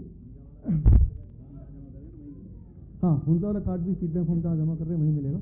तो हम दोबारा मिलेंगे। All the best. Thank you friends.